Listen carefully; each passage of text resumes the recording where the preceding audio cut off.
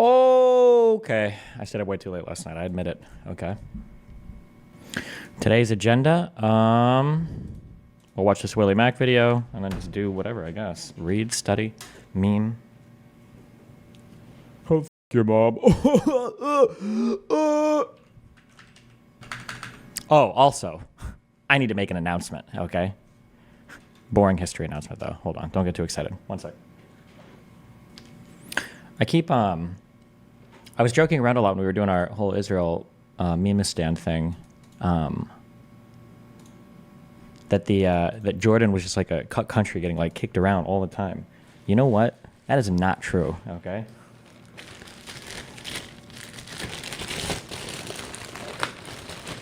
I think the king of Jordan was actually pretty visionary, and I think he tried his best. I think he saw the future of like the Middle East, and I think he thought that Israel was going to be there forever, and he tried his best to make it happen. So you know what? I've been on that guy a lot.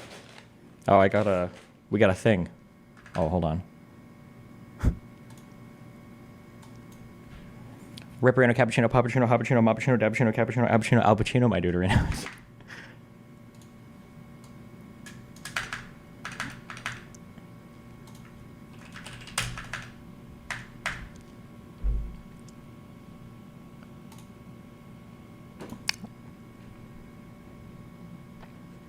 I've been reading out of this book called The Lion of Jordan. It's an Avi Schlein book.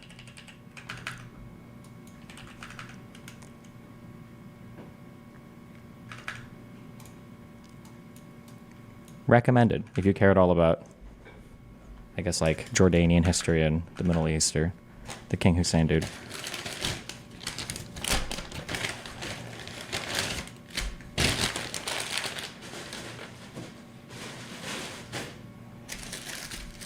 What the fuck? This is not what I look like in the advertisement? Okay. Are you covering the Fuentes drama? What, they look at gay porn? I never know what's real or not from over there.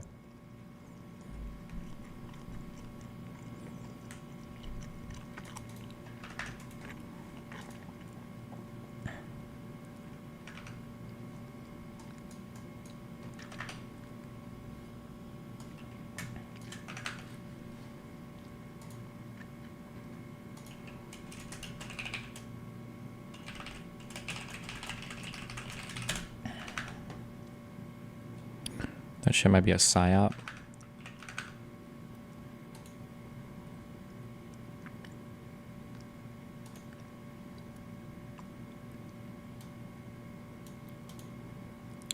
Yeah, I have no idea. Don't care. Also, some guy was shit talking on Twitter. I don't know why. Probably talking to him in like 5 minutes.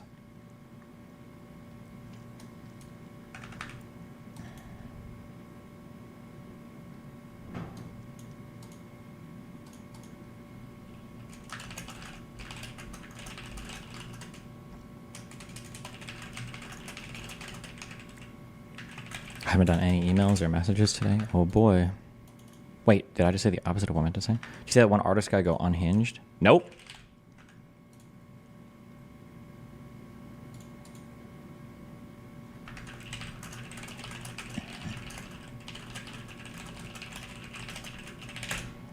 We started Hunter x Hunter again? Not yet. My buddy gets here in 3 days, and then we go back to Hunter x Hunter time.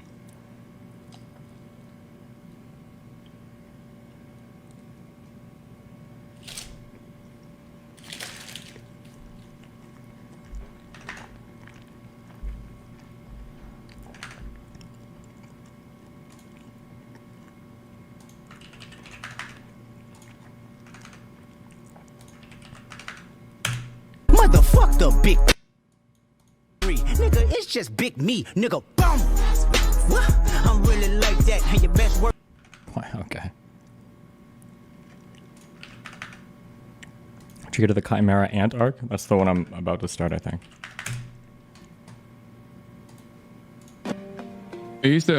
You're so washed up and out of touch, dude. I used to really like watching you, but you're so insufferable now and out of touch. It's pretty sad, actually. Is this guy trying to do a bait at like fucking... I just wanted to let you know that bro.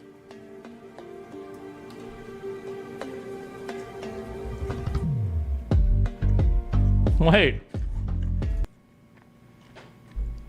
This is like, what the fuck am I thinking of? There's like some, is it a lefty news org that does these videos where it's just like a ton of like B-roll and then the words appear on the front and like this, did anybody know what I'm talking about? Is it, I don't think it's Vox. Is it Vox that does the shorts? Oh, now this. That's what I'm thinking of. Now this. Yeah. Like one of these things. To invest in American dollar TV screen. Oh no, except without the host. Donald Trump met with. Oh no, they're like one of these. Maybe one of these. I think you're. No. Crockett didn't. God damn it. You know what I'm talking about. Like one of these. There we go.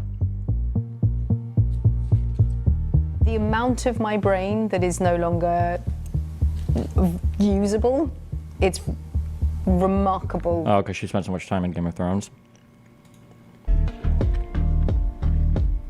I think a lot of people fail to understand the point I was making during Russia's unjustifiable invasion of Ukraine and immediately moved away. To be clear, I don't know what he's about to say, but the point was America bad, don't trust America. America fake war so that America military industrial complex imperialism, America bad. Western imperialism, NATO, America bad because imperialism and military industrial Lockheed, America bad. That was the reason why he didn't trust the initial call. It had nothing to do with an actual analysis of what was going on. There were people on both sides of that some were right, some were wrong. I think I don't think I stated that as a strong position, but even I didn't think that Russia was going to be. I admittedly didn't know much about it, but some people thought there was good reason for them to. Some people said there wasn't.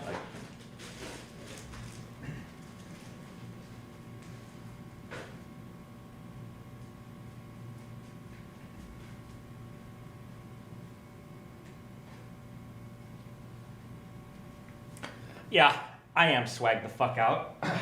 Yeah.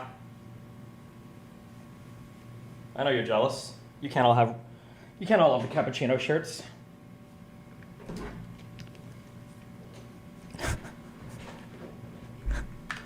They call me the drip lord. They do. And were very upset. And then that resentment festered in all of the other communities. Like he was doing fucking top of the hour ad break debates and shit. You know what I mean? And then October 7 was another moment of like, even if they were like, let me give this guy another shot. I used to be a fan and now I'm a hate watcher. There are a lot of people like that though. There are. And they just like, they keep watching every day, but they just like fucking hate. And I don't understand how. I really want to know. I hate progressives. They don't have morals. They have buzzwords. The ones that aren't two-faced are cowards. In other words, they're useless. They would help the wolves slaughter the lambs if they cried wolf first. Okay, sure. But I mean, like, everybody likes their buzzwords, to be fair. Like, I genuinely try to understand it because, I mean, I guess I was watching. I just think you're in a deep echo chamber, brother. I was watching LSF clips and you're just so ... lost. Yeah, the Hasan hate complex is real. No, I get why there's a hate complex out there. It's a way to make money for a lot of people who are just like, who want to. Why can't he ever accept that some people just might not like his political views? Like, there are people that used to be fans of mine and then they left during Israel-Palestine. Like, I understand why. Like, it happens. I think you're dumb for it, obviously. But I don't think it's always, well, I was going to say, I don't think it's just people, like, trying to make money off of hating me. But I guess, actually, there are a lot of people that just try to make money off of hating me. So I guess I see why he thinks that. But, like, people can leave because they just disagree with your shit now, right? It happens, you know? You're like one of the biggest haters out there, dude. What? You're also personally talking about how you agree with another incredibly stubborn person. I assume you mean Divorcelli, which is pretty fucking hilarious, considering if you agree with me on a lot of things, but you hate how stubborn I am and how I won't let certain things go. Well, that's Divorcelli's biggest trait. It would be very odd for you to also simultaneously say you agree with that other person who is also incredibly fucking stubborn. Except he agrees on basically nothing that I believe and presents himself as a contrarian to almost every single thing I do believe. Yes, yes. When I go to, when I'm browsing books or whatever, and I'm trying to figure out, like, well, what am I going to read now? What am I going to study? I'm trying to think of, like, okay, what would Hasan think? And then who would author an opinion to be as opposite Hasan's as possible? That's my thought process. Like, I have to be, whatever side Hasan is on, I need to be on the opposite side here. So you can just personally say that you agree with him and not me instead of how stubborn I am. Question for Hasan. Before October 7, were there people who left after the Ukraine war? Sorry, my mic glitched for a second. It sounded like I said Hasan for a second there, but it was Hasan. There is sometimes this shit-ass fucking mic glitches, and it cuts out some of my words. That's why it sounds like there's a misspeak sometimes, or a real voice, so. Question for Hasan. Before October 7, were there people who left after the Ukraine war began, correct? Yes. Every single instance where like people have left, and that happens for normal reasons. Obviously, people cycle in and out. Has Destiny taken a victory lap about all the latest Keffel's videos about her lies? Bro, it's not a victory lap for me. It's like a thumbs up from the grave. Fuck you. I got destroyed on that shit. I lost my Twitch account. I don't feel good that people are finally jumping on. I don't want people to even get credit for it. It's bullshit. But in every single instance, it's usually... Okay, this guy was on Twitter yesterday. Wow, hi, what's up? Hello. How's it going? You were on the Twitters yesterday. I was. Wait, how do I do this? This is so confusing. Okay, so I've never been on Discord before. Do I join voice? No, we can just chat. This is fine. This chat like this? Okay, awesome. Will I be able to see you? Well, do you want to like make a video or something?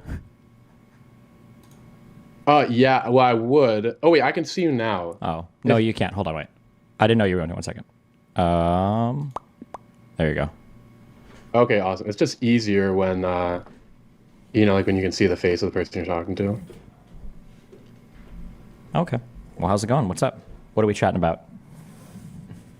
I'm good. So actually, what was the quote tweet? I can pull it up right now. It was Hitler and al-Husseini, talking to each other in a meeting, in a correspondence.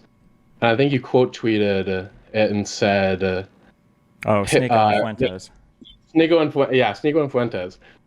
And so I thought that was funny because obviously Yitzhak Shamir, I'm sure you know all this, Yitzhak Shamir and the Leahy Party tried to get an alliance with Nazi Germany in the 30s and 40s.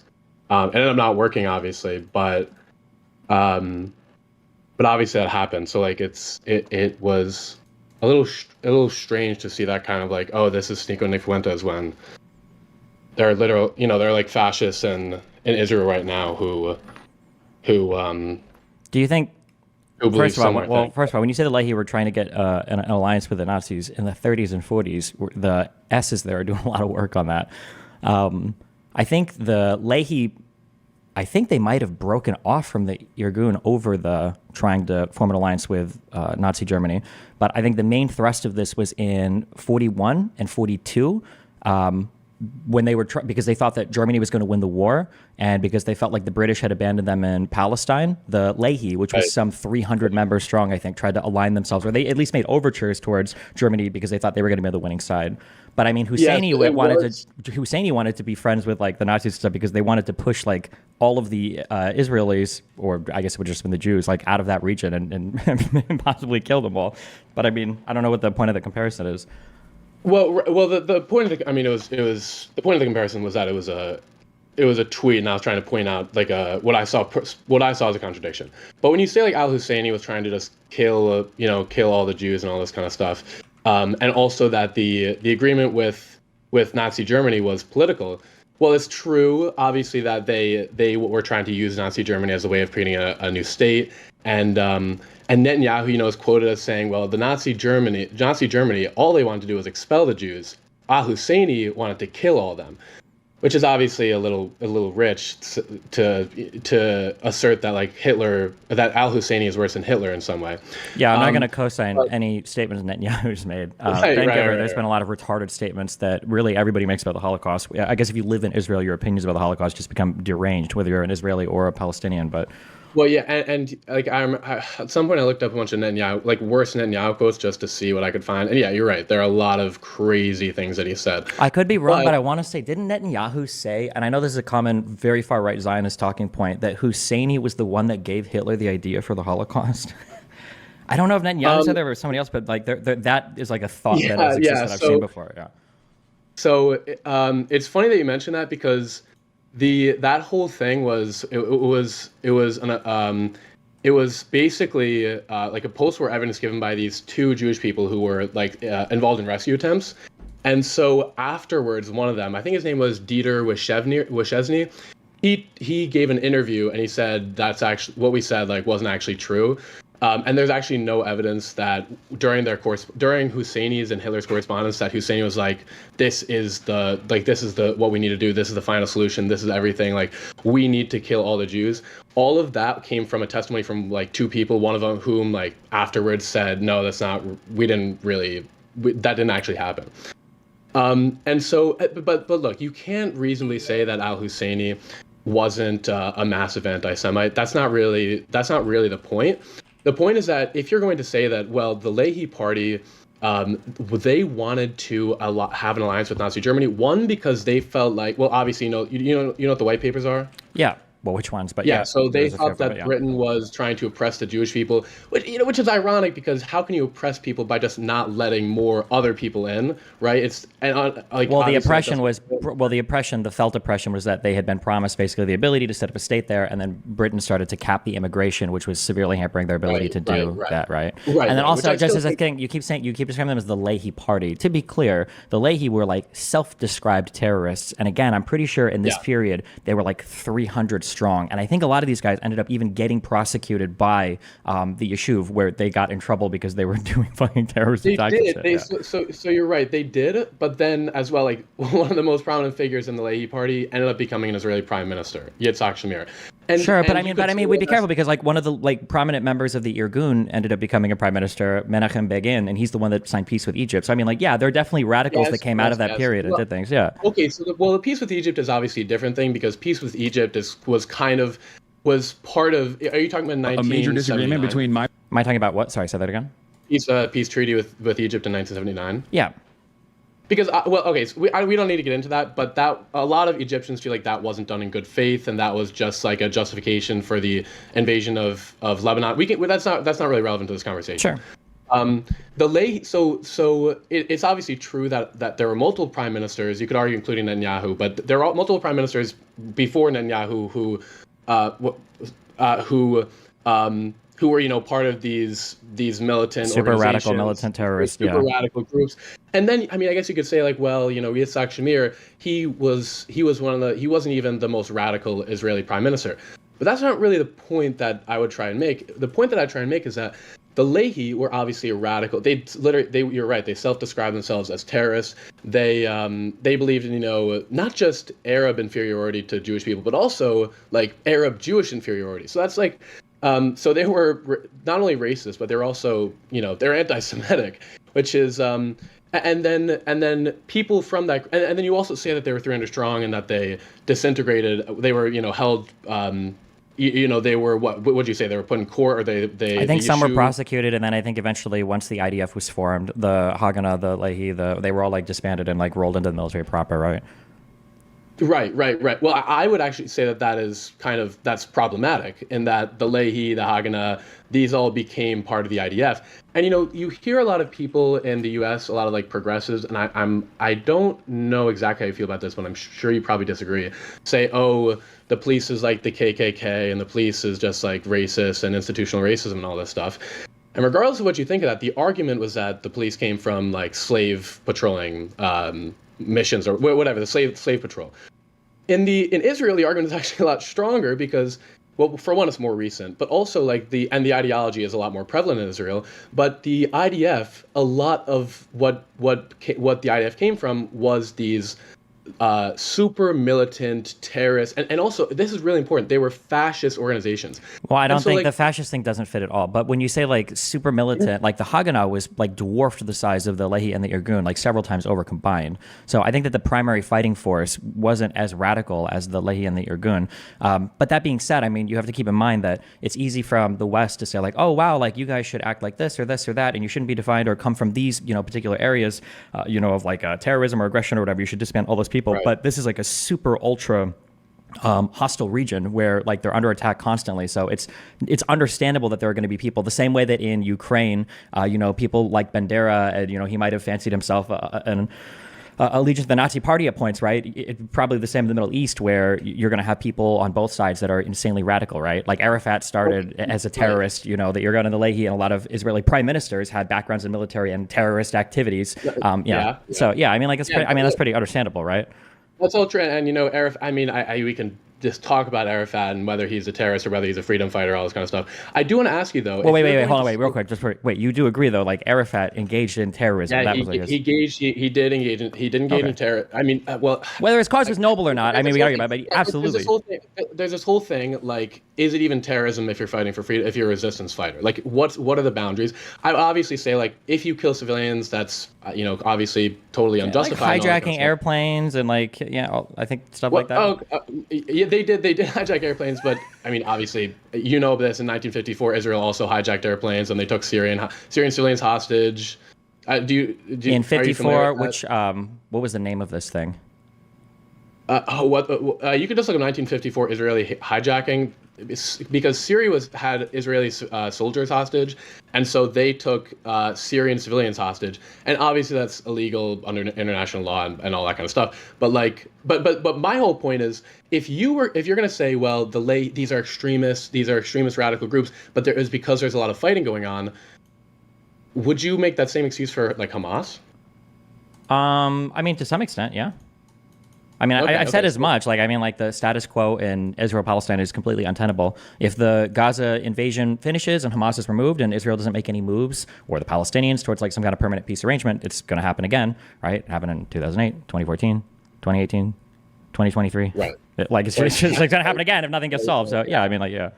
Yeah. But I mean, I think you can simultaneously like understand like a cause for war on one side, but then still say that like, but it's still like this is like terrorism. Like you understand why people do things, right? I understand like why abused wives murder their husbands, but it's probably not good to murder your husband. It's not good. Wait, so you're actually I was under the impression that you were this super pro-Israel like kind of. Yeah, because I argue against deranged Palestinians all day because pro-Palestinians are crazy, but I've argued against like super pro-Zionists too. I just don't see as many of them online. There's not as many of them to fight with, but. So you'd say that there is a justification. I mean, obviously you're not justifying, these terrorist attacks, but you would say that there is some justification for Hamas's actions over the past 20 years. When you say justification, there's like a normative loading to that. Like, is it morally okay? Like, it's understandable. Right. I'm not talking about epistemic justification or like. Yeah. When I look at somebody like Hamas, I see that like radical Islam kind of like took roots in areas, especially where people were losing faith or never had faith in the Palestinian Authority. And as these groups pop up and they gain more and more influence and power, and the Palestinian Authority continues to look weaker and weaker, whether that's because Israel is not like making any concessions during Oslo, or whether that's because a lot of people said the PA local leadership was corrupt, or whether it was because Arafat was more concerned with his political advantages and gains rather than any sort of like real gains for the Palestinian people. I don't know what the answer to that is, or I don't know which one of those factors is the biggest one. But yeah, I mean, I understand where Hamas comes from. I understand why they operate the way they do and what they're trying to do. Yeah. Right. And I know you probably have a lot of people to talk to. I could go on for hours. No, but you're good. last thing I want to say, or whatever. The next thing I want to say is, there's this whole argument that you were making that it was political, and that what was political? Sorry. That that Leahy trying to ally with Nazi Germany was political, and I totally agree with that. I don't think. I mean, you can make the argument that there were connections because they both believed in racial supremacy, but I think that's kind of weak because obviously the Nazis hated Jewish people. What I would just say in response to that was that al-Husseini and Palestinian leadership, if you're going to make the argument, and a lot of Zionists do, a lot of pro-Israel people do, that the Arab countries, especially Palestine, was just rife with anti-Semitism. They just hated Jews. That was the whole reason that they were against a Jewish state. It had nothing to do with land, it had nothing to do with politics. It was all religious. Well, al-Husseini, who was obviously a very prominent Palestinian leader, called himself secular when it came to governance. He identified like himself as a non-religious zealot, like a pragmatist. And also, obviously, he was getting a lot of money from the German government at the time. So, like, he was also, I'm pretty sure he was also appointed by the British, wasn't he? Like, he was appointed mufti by the British. Right. So. He was appointed by the British, and he was seen as one of the Britain's greatest allies. And then, kind of similar. I mean, I know Nick Fuentes dropped this tweet, this kind of very strange tweet recently. Like, the Likud and Hamas are exactly the same, which is just like such a strange thing to say. And there's this big debate, and a lot of people were talking about it. But in this case, there is a parallel in that there are a lot of Zionists who were super pro-Britain because of the Balfour Agreement. Then Britain promised a state for Israel, and then they kind of got disaffected. And the same thing happened with al-Husseini, that he was a massive he was a massive fan of, he was a massive like ally of Britain, and he was like the British like basically like kind of Palestinian correspondent in Palestine. And then what happened was he participated in the 1936 to 39 riots, and then the British all of a sudden hated him. He hated the British. And that was kind of the beginning of the end. He was exiled. Yeah, I feel like from like after the Peel Commission, it feels like the British just hated everybody there. From 36 onwards, you had the big Arab riots, and I think the Al-Husseini basically fashioned himself the leader of those riots. I think he was exiled or fled afterwards. He did. He was exiled. Yeah. He was and exiled. then the Brits tried to like cap Jewish immigration after to keep the fighting from happening, and then the Leahy and the Irgun started to do terrorism against the Brits, and then the Brits just leave, and they're like, fuck it, yeah. Right. The British tried to be. They tried to be moderate. It ended up actually. I will say one quick thing. I guess I have no idea what messages carry about me to the internet or whatever. But like one of the things that I've fought, even against a sizable portion of my fan base, is I don't think that religion became a major factor in this conflict until like around around the year 2000, I would say. Like, it doesn't seem like religion was a major factor, or maybe after like the 90s, once the fall of the Soviet Union and other countries start to align themselves with Israel. I don't think religion was ever a major factor in this conflict. I think it was like bubbling in the background. Like, I think it maybe like pushed people. That's interesting. So that is, I think that's, that's very interesting, because I guess one of the arguments that you'll hear a lot is obviously, like I said, it's Islamic fundamentalism. This is the root of all evil. All the Palestinians are like, you see Bill Maher and Dr. Phil. I don't know how much you watch Dr. Phil, but Dr. Phil said recently in an interview with Netanyahu, was like, he basically asked the question, so are all Palestinians terrorists, or just like 99% of them? And it's like, and you're right in that the religion, especially on the Arab side, on the Palestinian side, was not really the biggest motivation. And if you look at like all the early stuff, it's not, nobody's trying to create like as much a caliphate as they are like this kind of like pan-Arab, the Nasser obsession with all the Arabs in the region to create this like big Arab state. Yeah, I didn't feel like religion was a big driving force. And then the early Zionists were all secular, right? It wasn't until 1967 that they started to obsess over like the West Bank territory. Although you might exactly, and that's the big problem, and is that like Ben Shapiro, and I'm not sure if you yourself said this, but Iran is, they're trying to establish this global caliphate, and they're trying to fund Hamas and Hezbollah in order to, kill all the Jewish people and kill all Americans. Well, Iran is like the worst. Well, obviously, I'm not like an Iran hater. I'm not like a neocon or anything. But Iran is not like a supporter of the Palestinian people, right? They haven't actually taken any meaningful material steps to actually help them. They just hate Israel. Just hate because Saudi Arabia and Israel, I guess. By they hate extension, Saudi, yeah, exactly. They hate Saudi Arabia, who's like an ally with Israel. Or ally, whatever, however you want to say it, and the U.S. Enemy of my enemy is my friend. Right, they want to become the leaders of the Muslim world, and they've utilized it. It's actually it's really kind of disgusting. They've utilized this conflict as a means of kind of trying to bridge the gap between the Sunnis and the Shias and the Persians and the Arabs in order to unify the Muslim world. And because the Palestinian conflict, and admittedly maybe partially because of anti-Semitism in the Arab world, although I don't think it's the biggest factor, they thought that the Israel-Palestine issue was like the thing that they could focus everything around. And so that's like, so then it becomes this huge scapegoat when, Iran, they say death to America, death to the Jews, and the Houthis say death to Jews and everything. It's like, well, that's not real. And you say, oh, we need a regime change in Iran. Ben Shapiro is a big fan of this. It's not really the pivotal thing, right? It's not really I guess there's like myths, but one of the big reasons why I argue a lot for this is it feels like there's myths on both sides that people use to make the conflict seem intractable. One myth on one side is the that it's all just like Islamic extremism, ignoring the fact that like the Arab aspect probably plays the Arab Jew or the Arab European Jew, at least initially, played a much bigger role than any religious thing. But then on the other side, like it's constantly stated that this is like the Israel-Palestinian conflict. It's the Israel-Palestinian conflict. It's come between Israelis and Palestinians, when in reality, that's just what it's like become after it was initially like an Arab-Israeli conflict. And that conflict was a lot different before, the dominoes started to fall on the peace treaties.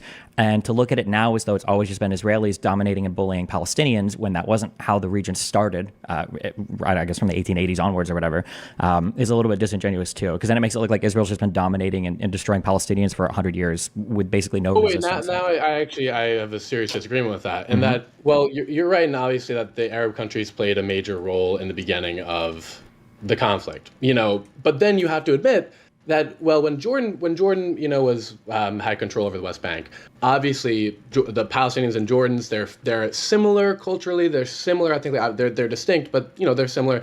And Palestinians had positions of power in Jordan. They had representation. They had seats and they were represented. I would be but real quick on that, and I don't know because I haven't read as detailed here, but I've heard mixed things on that. So initially, I had read that the Palestinians were happy to be a part of Jordan. Jordan completely annexed the West Bank and made them all citizens. But I mean, they also assassinated was it Abdullah in '51 in Jerusalem? Because apparently there was a lot of frustration as well of Jordan like taking over the West Bank and not creating like basically a way for a Palestinian state to emerge, right? Because Abdullah and I think Hussein wanted to make the West Bank basically part of Jordan. Like that was like the long-term goal, and that basically fell apart. I think in the 80s. There's a lot of hatred. I mean, especially towards, especially later on, towards the Jordanian government because they're Israel simps and all they care about is being allies with the United States, all this kind of stuff. And yeah, because the Palestinians wanted a national identity. And there's another myth, dude, is that there's no Palestinian national identity before like. Not until like the 1920s at the earliest, whenever that Mufti guy shows up. I would argue that the Palestinian national identity formed arguably in the 1800s when the Ottoman Empire started. Well, listen, when the Ottoman Empire started making the Jerusalem directly subordinate to Constantinople instead of Syria, this is when Palestine, and also when a Palestinian actual national identity started to form, like culturally, when it started to become like its own distinct, separate from Syria and separate from Jordan and separate from Lebanon, it became its own distinct thing. I'm not saying that the lines, like all the yeah, I understand what you're saying. There might have been like I think people would have Benny more. Morris, let me just say this. Benny Morris actually corroborates this, that Palestinian national identity started to form sometime in the 1800s. Sure. I mean, I guess it depends on what you mean by started to form. If you're telling me that like there were people in Jerusalem or people in Jaffa, Haifa, what's the port near Tel Aviv? I think it's Jaffa, isn't it? If you're going to tell me that like the people there, people there started to have feelings about like being more united or being like having some kind of government or representation or something. Although these terms are weird because in the 1800s people didn't necessarily see it that way. You could argue that maybe started then, but I think that the major thrust of the Palestinian identity started to form in response to the immigration by European Jews. I think that's when it really started to take off. Which I mean, okay, so I mean, it is a tough conversation because when does national identity actually start to form? It's like if you want to actually answer that question, you kind of have to completely. It's more of a historical, I guess, philosophical question as well. But if you're going to say that the Palestinian national identity came in response to an external like oppositional force, I don't even think that's that like.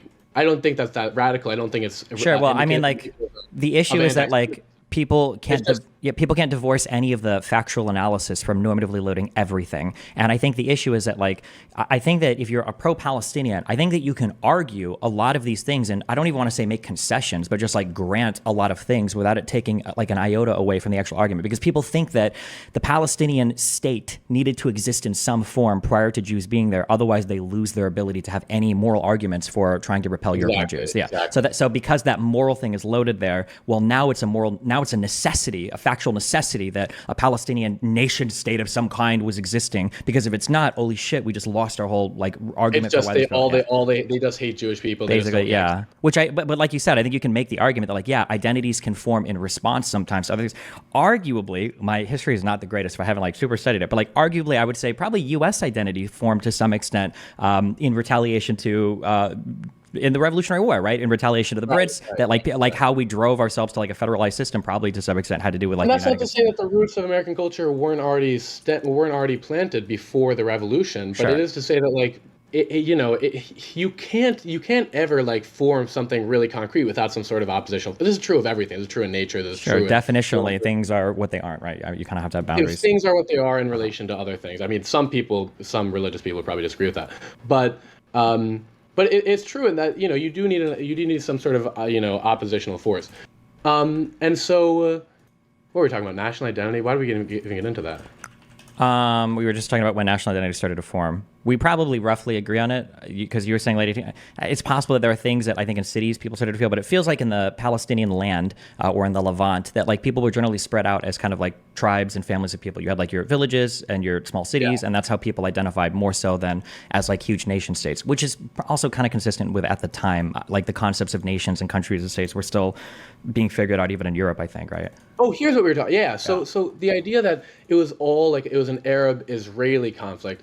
This is why I went off on this tangent. It's because in Jordan, yes, there was some animosity towards the Jordanian government, but overall, like it's not like they were super oppressed. It's not like anything like terrible happened. But in Egypt, you know, the Egyptians, and this is true today, they do not care about the Gazans at all. Like they really. They all they care about is getting as much land as they can, getting as much power as they can. And obviously, like I mean, this is true of most countries. When Gazans were under the rule of Egypt, like a 1 year fake government, yeah. They didn't really have any voting rights. They didn't have any. They didn't have representation. They were they were repressed. I think it might be a little extreme to say they were oppressed, but they were certainly repressed. I think you can say they were oppressed because they had a government for 1 year that I think got recalled to Cairo and then disbanded, and they were also banned from traveling outside of the Gaza Strip as well. Exactly, so they were basically they were Egypt fucked them. Yeah, they were basically stuck in a cage. And so when you say that it's an Arab-Israeli conflict, not a Palestinian Arab conflict, I think this is true in 1948. I think it's true now. I think it's probably true before 1948 as well. And that the Arab countries, they care about political power. They care about, to a certain extent, not like having, you know, pan-Arabism or whatever. But ultimately, it was kind of Israel against the Palestinians, and Israel was dominant of the Palestinians from the very beginning. From the very beginning. I mean, maybe like from 1948, really from, I guess you could say from 1967 is when it really started, but the discriminatory laws in Israel and the housing permits and the evictions and all this kind of stuff, and obviously the Nakba happened in 48. The Arab countries, and as you know, I heard a debate with you, you had a debate about this, the Arab countries were not that supportive of Palestine. And so like even in but careful. I agree with you when you say the Arab countries weren't that supportive of Palestine, but they weren't supportive of Palestine the same way Hamas isn't supportive of Palestine. They see it as an opportunity to leverage them to fight with Israel. So from an Israeli perspective, you don't really care if they're supporting Palestine or not. All you know is that they're willing to support them in a never-ending struggle to destroy you. So I agree with you that the countries weren't. Which ended up not being true at all because as like the 1979 peace agreement with Egypt, Saudi Arabia established diplomatic ties, and you know they say they're going to cut off diplomatic. Obviously, Saudi Arabia is not going to cut off diplomatic ties. Sure, but wait. Where did those peace treaties only came because they were forged through multiple wars that Israel happened to survive, right? Right. Which were only fought because Egypt and the Arab countries wanted land. And I would argue that all these wars, the four Arab-Israeli wars, were not fought in the interest of the Palestinian people at all. So when you say that it was an Arab-Israeli conflict and that Israel wasn't dominating Palestinians from the beginning, I'd say, well, okay, and Gaza is controlled by Egypt, and West Bank was controlled by Jordan. But there were still massive discriminatory laws towards Palestinians that the Arabs did nothing about, that other Arab countries like Egypt did nothing about. There's still like the occupation that Arab countries did nothing about. Yeah, like, no, I don't disagree with you there. What I'm looking at is so this is to bring in some normativity. If Israel and Palestine have existed in this state for 80 years, then it is inconceivable that it could be this way unless like Israelis are just horrible, evil people. How could you oppress one group of people for so long? It's completely asymmetrical. But if you go back, you cut out there. Sorry, you put out there. Yeah, I'm saying that if you project the status quo today onto the past, you're trying to think, well, how the fuck can Israel suppress a group of people for so long? This is unhinged. It's insane. It doesn't make any sense. But then if you look, you're like, okay, well, initially it wasn't just Israel versus Palestinians. It was Israel versus all of the Arabs. And then now it's gotten basically through capsule theory or whatever else. Now it's gotten wheedled down until it's just Israel and the Palestinians. But that's not where it started from. And to pretend that it's always been that way, I think is a bit. Is disingenuous, and it makes one side seem way more insane than they actually are. Yeah. Right. The point is not to say that the Arab countries did not have any involvement in it, or even that Israel wasn't fighting against Arab countries, because the focus is really on what Israel has done to the Palestinians. And you can, I do believe that you can see that in isolation to the Arab countries. So, I mean, obviously the just go through a quickly, like the invalidation of the housing permits in order to lawfully evict all the as many Palestinian residents as possible in 1948. Sure. From 48 to 67, I don't believe that the Arabs in Israel even had the right to vote. I don't think they were given that until 67, right? Oh, I actually didn't know that. I've read a lot about the rights of I'm pretty sure they didn't have the Arabs that lived there. Yeah. So, but even after 1967, in Israel, obviously Palestinians have not had equal rights. And I know that you've. Well, careful. Wait. Can you qualify that when you say that? Arabs. Okay, so I will say non-Jewish Arabs Are in Israel. In Israel, like proper, or are you including the West Bank and the Gaza Strip? In Israel proper, not even. I mean, what's happening in the West Bank, I think you can agree with this as well, is horrible and disgusting and against international law, and clearly should change, like the settlements. Sure. When we say that Israel doesn't treat the Arab citizens well, what do we mean by that? What is the discrimination there? What are we talking about there? Right. So there are tons. Well, okay. Obviously, there are not going to be any explicit laws because Israel, they're not idiots. They know that can be used very easily against them. But there are things like, I mean, you probably know all this stuff. There's things like the admissions committee law, the leave and bread law, stop and frisk. There's the whole idea that the defense minister is the sole proprietor of what group is a terrorist organization, what isn't. And of course, the IDF or the Israeli police system, they find out who is a terrorist organization, which is the vetting process for that is incredibly weak. And then they go through and they can actually revoke the citizenship of anybody who is even remotely affiliated with the terrorist organization. Okay, so here's a question. Are you from America? I'm just so I can ask American questions. Yeah. You can hear my. Yeah, I mean, I feel like I have an American accent. Yeah, sure. I live in California right now. Okay. Yeah. Okay. Would you say that, like, when you consider black people in the United States, would you consider that America is a nation that, like, doesn't have equal rights for people? Or I'm just trying to get like a bearing on what you're. If you want the next question I'm going to ask is, like, if you're going to tell me, for instance, that, like, some form of discrimination or whatnot exists throughout Israel against Arab people, like, I'm sure that must be true. Like, I think every country has some form of discrimination. But in terms of, like, and because you yourself said it wasn't, like, codified or in law, I don't know if it's something that would be, like, worth mentioning in regards to this conflict. Like, it's a significant thing. Who knows? Listen, I'm going to Israel at the end of the month. I hope to ask a bunch of Arab citizens, but, like, is it like I don't think it's like a oppression type thing against. Yeah, it's huge. Okay, so you can argue, like, okay, is it an oppression type thing? I think if you're going to compare that to the oppression of, I don't know, people under Boko Haram, just for a crazy example, or people, the Jews under Hitler. Obviously, it's nowhere near that level of oppression, but it almost doesn't matter because I think it's indicative of the extremely racist ideology that is very powerful. And again, I'm not saying all Israelis are racist or anything like that, but Itamar Ben-Gvir, Smotrich, and to a certain extent, well, that's certainly Netanyahu as well.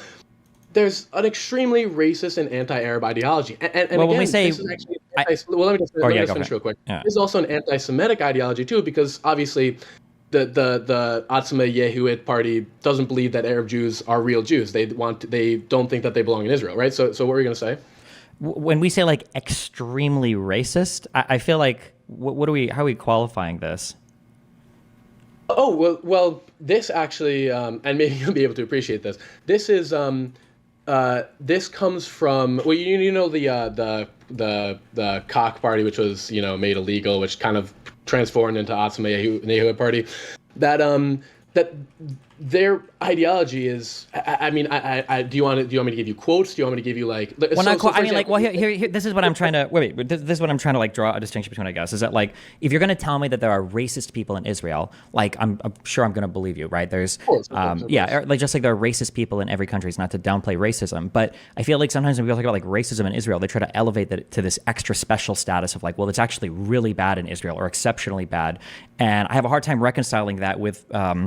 One, the massive Arab population that exists in Israel today, and then two, the times in the past where Israel has been willing to negotiate, like, land where they would have had a sizable Arab population living within their borders. It seems hard to reconcile that. Like, these are things that no Arab state would have ever accepted. Yeah, go ahead.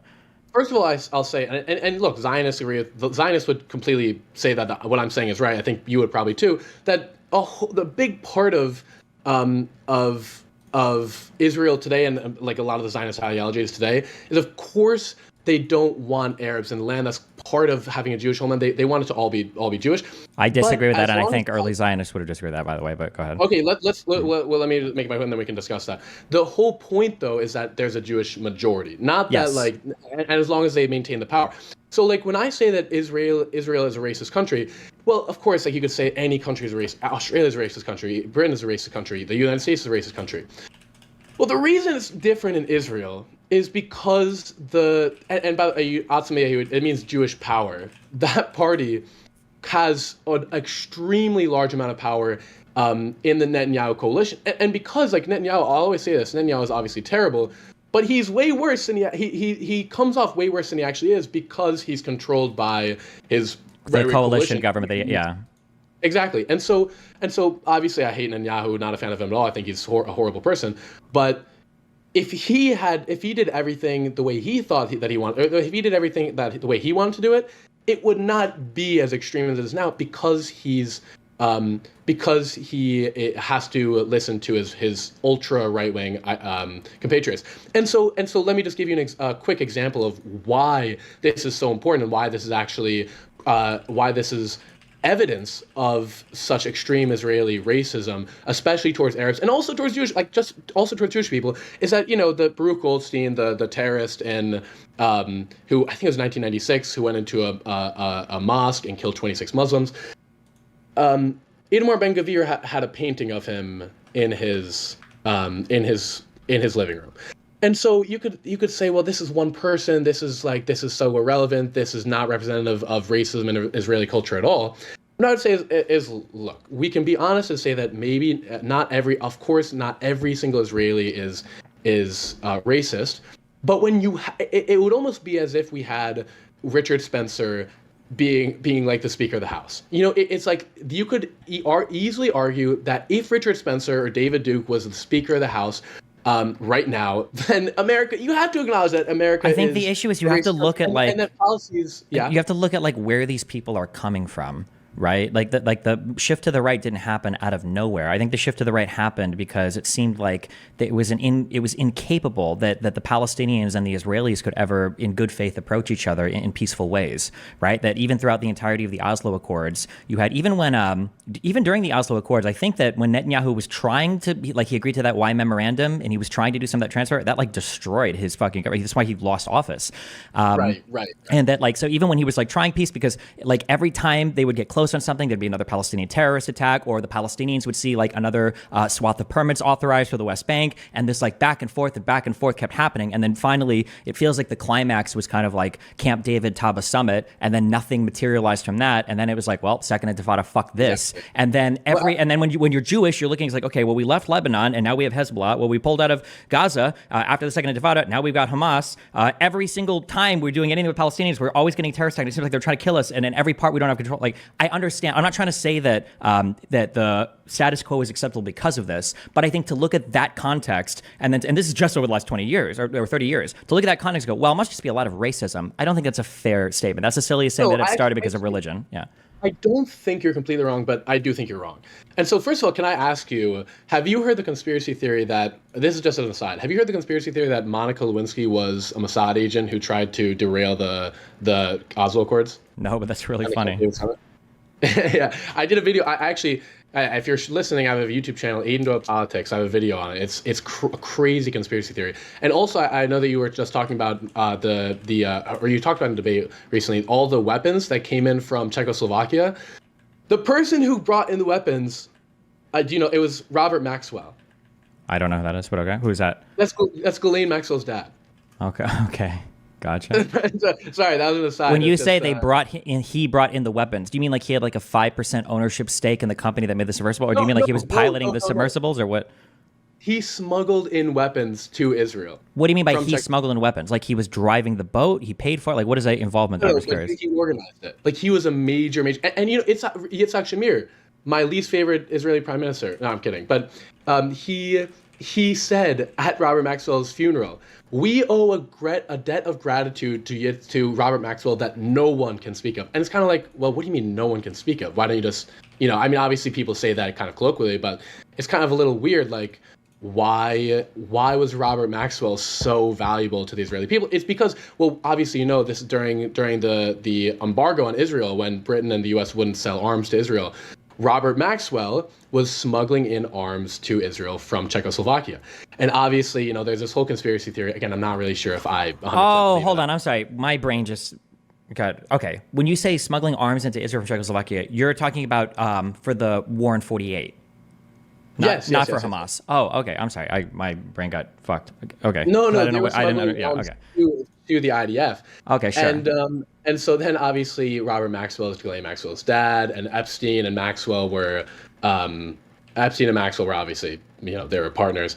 And so there's this whole again, I don't really believe it, but there's this whole conspiracy theory that Epstein was part of the Mossad, and then you realize, when you learn that Maxwell was literally he's an IDF agent, it just makes it all a little crazier. But my whole point is, I would say that you're wrong in saying that right-wing extremism in Israel started just in recent times, when, as a response to Hezbollah in Lebanon and Iran being so anti-Israel, and Hamas, bombing, relentlessly bombing Israel. You really can't say that. And the reason is because as early as, obviously Moses Hess and all these other really early Zionists, communist Zionists, socialist Zionists, they didn't really fit into this category. But once you got into Theodor Herzl and the beginning of mainstream Zionism, ethnic cleansing and anti-Arab sentiment, and really just any anti-non-Jewish sentiment, which I think you can classify as right-wing, even though Theodor Herzl wasn't really. I don't like. Calling it right-wing is kind of weird, especially when they started these mini communist societies. But Theodor Herzl was not right-wing. What I'm saying is that what he said, and he said we have to ethnically cleanse the Arabs. Hold on. To be clear, he didn't say that. Nobody's. There's no ethnically cleanse isn't even a term that's used until Okay. Here's what I can give you. Tell you exactly what he said. Okay, he said we need to say on the surface we love Arabs and we want them to have jobs here and etc. We need to say that out. But then inwardly, what he said was, and this is what he said at the Zionist the Zionist conventions, the congresses, all these things that where they were talking in private. He said in his diaries, we need to basically prop up. Jobs, give other Arab countries, which is kind of ironic because this is it's kind of funny. This is exactly what they're doing right now, Saudi Arabia and Egypt. We need to have an alliance with other Arab countries, and this is what they did with Iran and Turkey as well, from 1948 to 1979, so that Arabs can find prosperity in other countries. Simultaneously, what we need to do is make sure that Arabs have no jobs here. And so the whole thing, and then, Theodor Herzl outwardly, he condemned the Sursic purchases and the massive purchases of, 5% of Palestine by Zionist organizations in America. He condemned that, but then he was also he condemned the evictions of Arab tenants, but then on the inside, he's this is actually exactly what we need to do. So Theodor Herzl was not a right-winger. He was actually a liberal, secular Jewish guy he's from Germany, I think, who really was not a great. I understand. Okay, sure. So here's the issue. Let me just say this real quick. Yeah. Is that the right wing part is that he wanted to expel non-Jewish people. Sure. I don't think there's nothing right wing about that, right? That's just a thing population transfer. Not saying it's good or bad, but I don't think to call that right wing or left wing is kind of weird, right? It's a form of nationalism. It's a form of nationalism. Maybe. But you call that a form of nationalism, but if they would have bought land and kept the Arabs there and just had the Arabs working for them, well, then we would call it exploitation and imperialism, no? It's not like that would have been any better, no? Because it would be. Yeah, right? so it's a lose-lose. So, okay, so hold on. So backing up for a second, okay? I don't disagree that the aspirations of the early Zionists were high, okay? But there's a couple things to keep in mind. One is Theodor Herzl died in 1905 or something, okay? So this guy's dead, way before any Israel is even forming. Way before even the big Aliyah waves of people are even making it down there, okay? This guy's already dead. And then two, something that I think that people don't contend with or pretend isn't a reality is that Israel can have aspirations, but because they're always on the brink of extinction, at least prior to 73, Israel has to contend with political realities. And they did that. They did that really well. And it feels like every time there was an important decision that Israel had to make that would have costed its existence or solidified its existence, they made the right decision. But when you look at the Palestinians and the Arabs, every time they had to make a decision, they made the wrong decision. They made the worst decision. And I think that people will look back and say, oh, well, look, this was always the plan of the Jews. But I don't think that that's necessarily true. I think that when Arab leaders were making intelligent political decisions, Israel had to go along with it. Israel was only able to expand on the land that they had, capitalizing off of the mistakes of their neighbors. And I don't think people recognize, if if, for instance, and we can argue that, well, they had no good reason to accept it, fine, sure. But like, if they would have accepted the 47 partition plan, Israel probably stops there. Like, I don't know if they can expand anymore because they would have absolutely no support from the Western world. Look, I do think this is like a big misconception. Okay. And this is what we hear. And this is like, I'm glad that I kind of expect you to say this too. I'm glad like, that a lot of Zionists say, okay, Israel has always tried to find peace. All they want is peace. They just want peace. Hold on, wait. Let me just read, because I don't want to be paraphrasing that way. That is not true. Israel does not want peace, at least early on. Israel wanted war and conflict, but they didn't want to be the ones to instigate it, because if they got that war and conflict, then they would have the opportunity to expand off of that war and conflict. So Israel didn't want peace, but if an Arab presents them with peace, they're forced to contend with that, is what I'm saying, yeah. Yeah, so Israel always wants. So well, this is what I'm saying, is that a lot of maybe less educated Zionists on Twitter will say this, is that like Israel always wants peace. All they want is peace, and Hamas, they're just terrorists and they hate Jewish people and they never want peace. And it's like, well, no, Israel does want war. And this is, you can say this of a lot of countries. You can say this of the United States, of Britain, of Palestine, of Arab countries. Yeah, go ahead. Yeah. I like to use the imperialist examples, but it's true of any country ever. Is that, wait, hold on, we don't consider any of the Arab states imperialist? When Nasser was sending tens of thousands of troops to Yemen, that wasn't a form of imperialism. When the IRGC and the Quds Force operates internationally from Iran, that's not imperialism. When Saudi Arabia, I don't want to get diverted, but okay, sure, okay. Egypt, but yes, there are Arab countries that have been imperialist. That's not. I'm not. Everybody, they're all imperialist. We all do a little bits of imperialism, but okay, go ahead. But my point is that what were we even saying? We got imperialism. Oh, sorry, it had to do with Israel doesn't want peace, but if they get the conflict from the Arab states, they can capitalize off it. Yeah, this is especially true of Israel. This is true in 1981 during the Lebanese War. This is true, arguably in 1967 as well. I know you might disagree with that. That Israel. They want war so that they can expand their territories. In 1981, it was an example of, this is right the year before the Lebanese, 1980, 1981, right before the Lebanese invasion. They were, prodding and provoking the PLO during a peace treaty so that they could invade Lebanon. And then they pretended, do you know who Abu Nidal is? No. Abu Nidal is this guy. He was a Palestinian terrorist who tried to kill the Israeli foreign minister in London. But he wasn't part of the PLO. So Israel basically said, this guy is part of the PLO, even though he wasn't, so we're going to invade Lebanon. And that was kind of like their final, the straw that broke the camel's back, that they were their justification for invading Lebanon. So yes, you're right, that Israel doesn't want peace. They want to expand their territory. My argument, though, would be, is that their goal to expand their territories to all of Greater Israel began in the early 1900s when Zionism started, and it still exists today. I don't think you can argue that. Even in 1948, David Ben-Gurion is quoted as saying, like, so many times, we're going to accept everything. We're going to accept even the tiniest little bit of land, because from there we will expand and expand and expand. And that's what they're doing. Like, a lot, I guess you could say, like, oh, but this was early. This was like before 1948. I understand. Listen, hold on. I understand this. Hold on. This drives me. I understand. It's this is a one-sided telling. Okay. I do agree that Israel wanted to expand, but do you acknowledge that Arabs always gave them a valid reason to? That Israel didn't want to fight on the West Bank in '67, but Jordan was kind of forced to attack, and that's when they lost the West Bank. That Israel did accept the 47 partition plan. That Israel would have in '67. Sorry. In '67. In '67, Jordan attacked from the West Bank, and I don't think Israel didn't want them to attack. I think there were two explicit messages that were sent saying, "Don't do it, don't attack us, don't do this." And I think the quote is, "The die has been cast already." To be fair, the monarchy would have collapsed probably in Jordan if he didn't fight. But I mean, like, if you get attacked from those lands, I mean, well, fuck it. Now you counter invaded. That's what happened, right? That's how they got the Sinai. That's how they got the West Bank. That's how they got the Golan Heights. I'm not disagreeing with you. I'm not gonna play both sides. You're only playing one side, okay? I'm not disagreeing with you that Israel always wanted to expand. Say one side. One side. That's fine. Well, no, because that's bullshit. The Arabs always gave the Israelis the perfect excuse to expand their territory in a way that made it really hard to blame the Israelis, because every single one of these wars is essentially a war of destruction. If Israel loses, right? If Israel loses in 67 or 73, that state is completely... Which would be perfectly reasonable to say if, like, they didn't have, if it wasn't in their ideology to expand from the beginning. And so I know this is uncharitable, you're going to say this is uncharitable, because, well, of course, if the Arabs attack, you're going to attack back. Well, here's the thing. I mean, you know, Plan D and how they planned 10 years in advance. They were gonna attack these Arab villages anyways and take it back. No, I don't believe.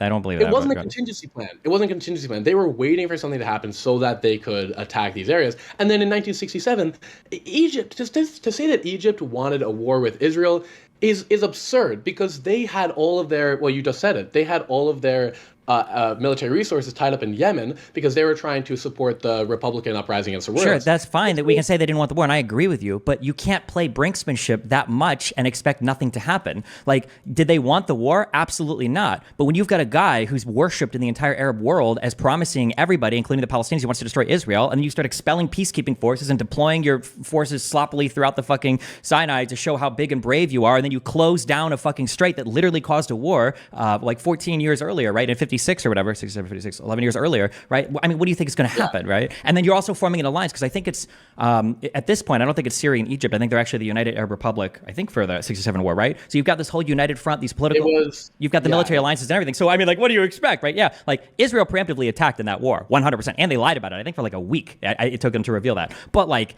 it's understandable why they felt like they were about to be destroyed, because the brinksmanship being played on the Arab side was insane. Like, the statements to the trade unionists, the statements to the Arab League, Yeah, you're not wrong that like, of course there were tensions between Egypt and Israel, and of course Egypt was militarizing its border. But then you also have to say, okay, did Israel attack Egypt for defense of itself, or did Israel attack Egypt because they wanted more land? And this is why this is important. I know you're just going to justify the Israeli invasion of Gaza and of the West Bank.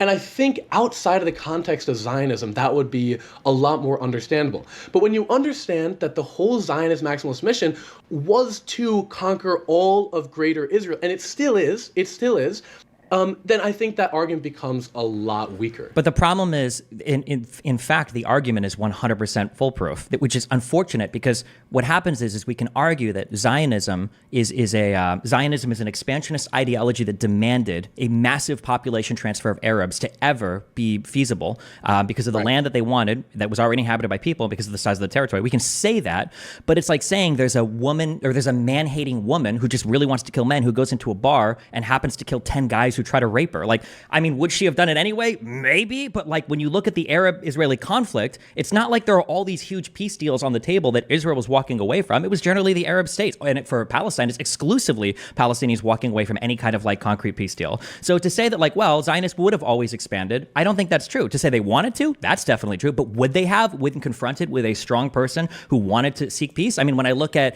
Anwar Sadat and I see that, well, they got the Sinai back for that whole peace deal, it seems like confronted with a leader who is actually pushing strongly for peace, it feels like Israelis have to contend with that political reality. And okay, and I'm not going to sit here and make the argument. Every Arab country, all the Palestinians, all they wanted was peace, and they're all the only side that wanted peace. And wait, which way? Say that again. I'm not going to say that. I'm not going to say that all only Palestinians want peace, only Arabs want peace, and Israel just want war and destruction. I'm not here to say that. What I am here to say, though, is that, and I've already said this, I believe, and I think you agree, that it is part of the Zionist ideology. Okay, so we agree on that. It's part of the Zionist ideology to try and have all of Israel. Whether that's true right now is kind of what's up for contention. I think if you are confronted with a peace deal in what you see as your own land, which obviously the Palestinians do, and they've been living there for hundreds to thousands of years, it's like, okay, is it more reasonable for you to reject a peace deal if there has been tons of immigration from Zionists into your country to establish a state, if you're in that position, or if you're in the position of the people who have colonized the land? Well, I mean, they're all colonizers. Just depends on how far back you want to run it, right? Okay, but as of right now, the colonizers, they were the Zionists. The Zionists were the colonizers. I mean, as of right now, but I mean, the Ottoman Empire before? I mean. Well, we're right, but the Ottoman Empire doesn't exist, which I think is because they lost a war, yeah, and then they no longer exist. But about Ottoman Empire, all these Arab countries were imperialist. Well, look, if Egypt had imperialized South Africa and they were oppressing them, then yes, of course we'd all be against that. But that's not really the reality of the situation, right? It's that Israel, it's not obviously not a colony, but the state of Israel is currently was colonized by the Zionists. The Palestine was colonized by. I think colonize is not the right word. Like colonized by who? What is it? It's currently oppressing the Palestinians. I think that's the important. Well, hold on. point. The colony doesn't make sense. Wait. Who are they? Who is Israel a colony of? No, Israel's not a colony. So that's again that's another. Is immigration colonizing or? No. So I mean, so let me just get this straight. You don't think that Zionists colonized Palestine? The word colonize is super loaded. I don't know if I would say the word. Let me I actually looked this up before this debate because I wanted to know exactly what the definition was. To colonize does not necessarily mean to create a colony. It says of a country or its citizens to send a group of settlers to establish political control over it. So it doesn't mean to create a colony. Like Israel is not a colony, but they did colonize the land. Right? Well, what's interesting? I mean, they immigrated to a place where there wasn't an existing government, and they tried their best to set up a state, and that's essentially what happened, right? After the collapse of the Ottoman Empire. Existing government, I think, is a little loose, but they immigrated to a place where there was already a people. I think that's the fairest way of saying it. But they didn't have like indefinite rights to that land forever. Again, the Ottoman Empire collapsed; they lost the war. It was Britain's land to administer to. Yeah, it was Britain's land to administer. That doesn't really change the fact that they allowed Zionists to colonize the land. Zionists bought land from there and then they immigrated in for sure. Should that have been like banned or not allowed? Or whoa. They didn't. They bought land. They bought 5% of the land, and then Britain set up a state, which is why the whole Leahy argument that Britain. Wait. They brought how much percentage of the land did the Palestinians buy? What do you mean they bought 5% of the land? Yeah, they bought the land that they moved their people in on, and then eventually they got more, but they didn't get it from the British. They got it through war. No. They got it through the establishment of the Israeli state in 1948. That state came from war. They had to fight. Those borders are born in blood, right? That's true because the borders were actually. They were still terrible for the Palestinians, obviously, but they were better than they were after 1948. But that doesn't really change that doesn't change anything, right? It's not like because a war was fought, because a bloody civil war where a lot of Arabs and a lot of Palestinians and a lot of Israelis died, doesn't change the fact that it was a process of colonization. And again, obviously the facts and what happened and the war, about the Civil War from the Civil War 1947 to 1949, and how a lot of the middle class Arabs left, and that's a big reason why the Palestinians, why they're kind of sure. Well, and a lot of the leadership got crushed from 36 onwards as well, yeah. And so these facts are super important, and we should pay attention to them. But then it's also the ideology is also important, and the ideology, and I don't mean to be a Benny Morris simp or sycophant or anything like that. But this is what he refers to the Zionists as colonialists. Theodore Herzl does too. And so when you have super important, especially Theodore Herzl, the founder of Zionism, referring to Zionists as colonialists and as colonizing the land, I think that's very relevant. And then you have to see these wars, these riots, the Haifa riots and the Hebron riots and the 1936 riots. You have to see it as the Palestinians are victims of colonization, not as the era. But everybody's a victim of something. I mean, where do we stop at that, right? The Jews are the victim of the Holocaust. The Jews are victims of intra-violence in Palestine, prior to the 36. Right, which is why the idea that Jewish people should have a state, even though we and I are both liberals, nationalism is not really part of our ideology, and establishing a state based on ethnic lines is not really part of our ideology. But it makes a lot more sense for the Jewish people to have a state because of the persecution that they suffered throughout the years. But that state shouldn't be on another people's land. That's the whole point. Sure, but I mean, then the question is so was it wrong for them to buy land?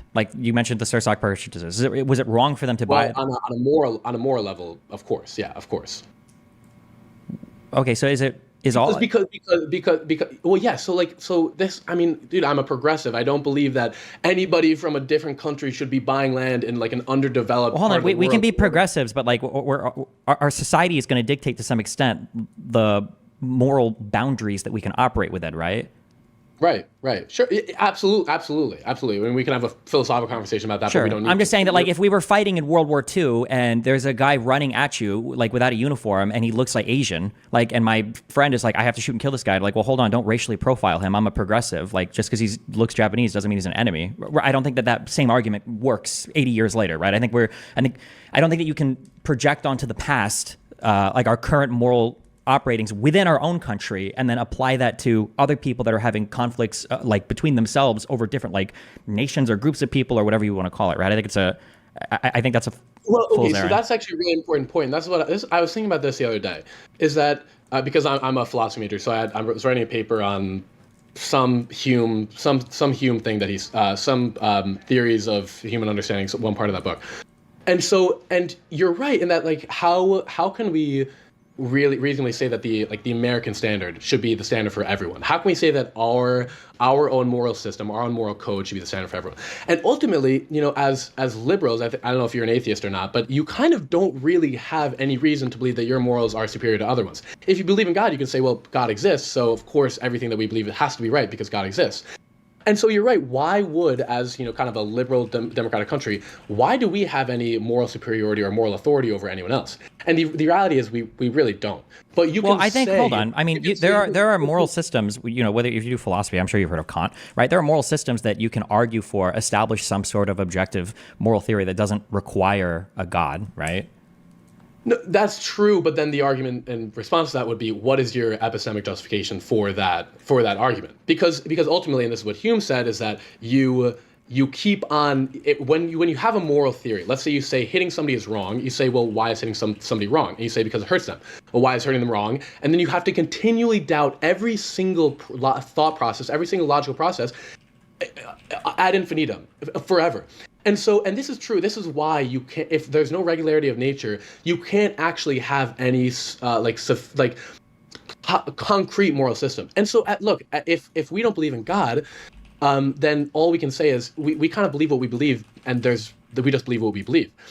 But in spite of that, and in spite of really having no justification for American moral authority over Islam or over Judaism or over like Christian national, whatever, we can just say, this is what we believe. I don't believe that when you buy land in another country, you evict the tenants of that land for your own personal motives. I don't think that's right. And especially true, like, if the U.S. buys land. By what? Are you religious? I believe in God. Yeah, I'm a Catholic. Do you have like some sort of like foundational like epistemic justification for where buying land and kicking people off comes from, or? For epistemic justification. No, that's actually my whole point. Is that we literally, it's impossible to, unless you believe in God. And I've said I believe in God, but my whole point is that these moral claims, they don't come from my belief in God. They become from, like you said, it's kind of like we just have our own moral constructs. And so, I think real quick, are you familiar with the term jus cogens? No. Like, I think that there are, I think it's usually used in regards to international norms and laws, but like, I think that there are some things that are like universally wrong and bad that all of us should agree on. So like rape is probably one of these things. Murder is probably one of these things.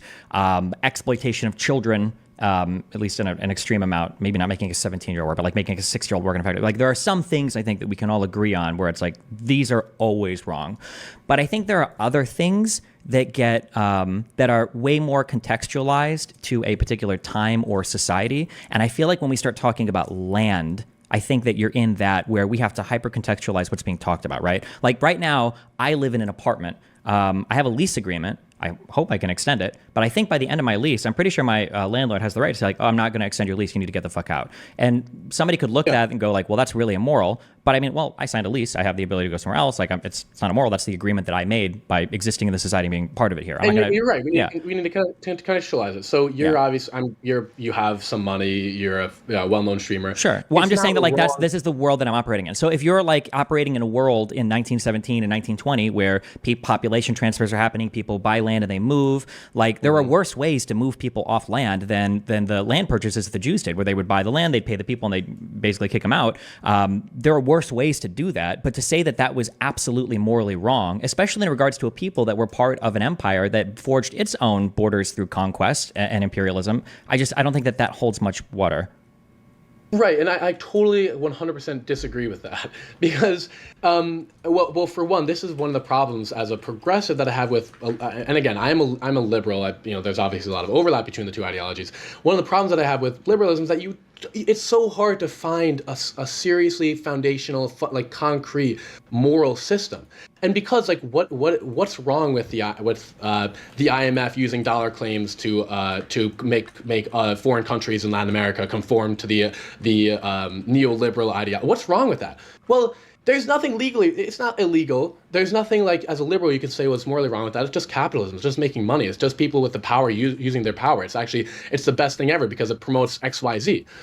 And it's like, no, at a certain point, you have to be able to say that exploitation is wrong, that even if it's legal, that things that are legal, like colonization, is wrong, even if it has like some positive consequences. There are certain things, and I absolutely insert into this category, if you're going to go to a foreign country, if you're just an individual, if you're me or you, let's say we both have a lot of money, we have a couple $1 million in the bank.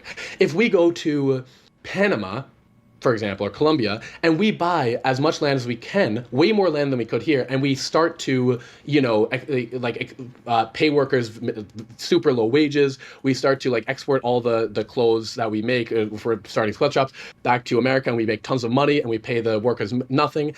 That is totally wrong. That's totally wrong. It's it's like taking advantage of a situation. You can say that that's totally wrong, but the reality is that if there's a country that exists, it's up to that country to establish laws to determine what is right or what is wrong, right? Like I think right. to lean into social contract a little bit, like a lot of these wrongs and rights basically come from how we associate with each other. Like you might say that, well, it would be wrong to buy land and hire workers and do all that. Another country might say, well, we don't have any domestic investment here. FDI is literally the only way that we can ever grow our fucking economy. We do need people to come and build companies here to hire our workers and export products and shit. Other people might not like that. Other people might say, well, fuck you, actually, we're going to tariff the fuck out of you. Or in more extreme examples, in Iran and in Venezuela and other places, they'll say, well, fuck you, actually, we're going to nationalize your companies. We're going to take your shit. Fuck this. We don't want this anymore. We think this is exploitation. It gets complicated, and I agree with you, and I've said this I've said this a million times, that like when you try to resolve differences between nations, things become very complicated because you're getting appealed to one system of law, and it's hard even to appeal to any common morality, obviously between two, especially ethnically and religiously different nations. You're in like a whole other world.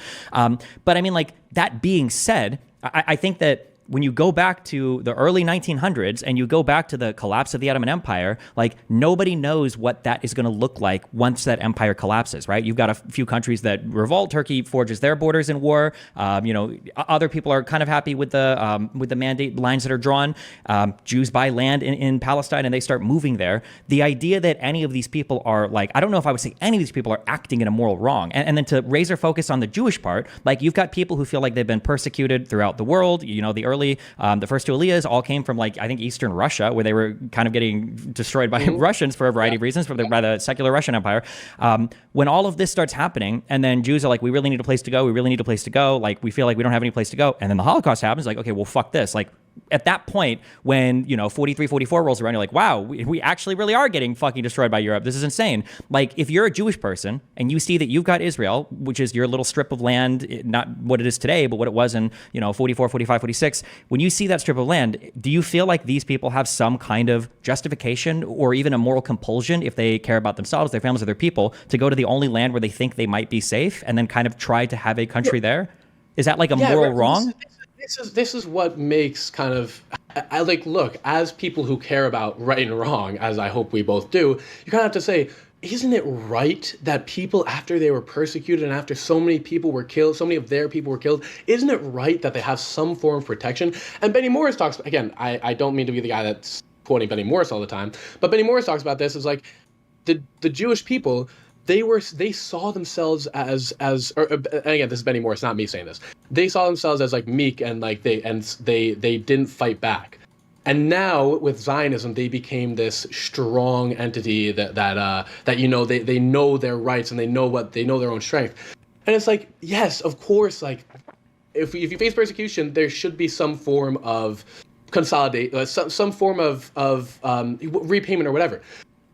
The problem is, well, for one, that has nothing to do with the purchases of land, which is kind of what we were talking about, and what I want to finish on. And two, it doesn't mean that the Palestinians should have to give up their land. So let me just speak first quickly on the actual purchase of land. The whole tangent I've been going on about moral justification, all this kind of stuff, it's all to say that as Americans, you're right, we don't have moral authority over anything really. We can't say that this is right and wrong and then justify it completely and concretely.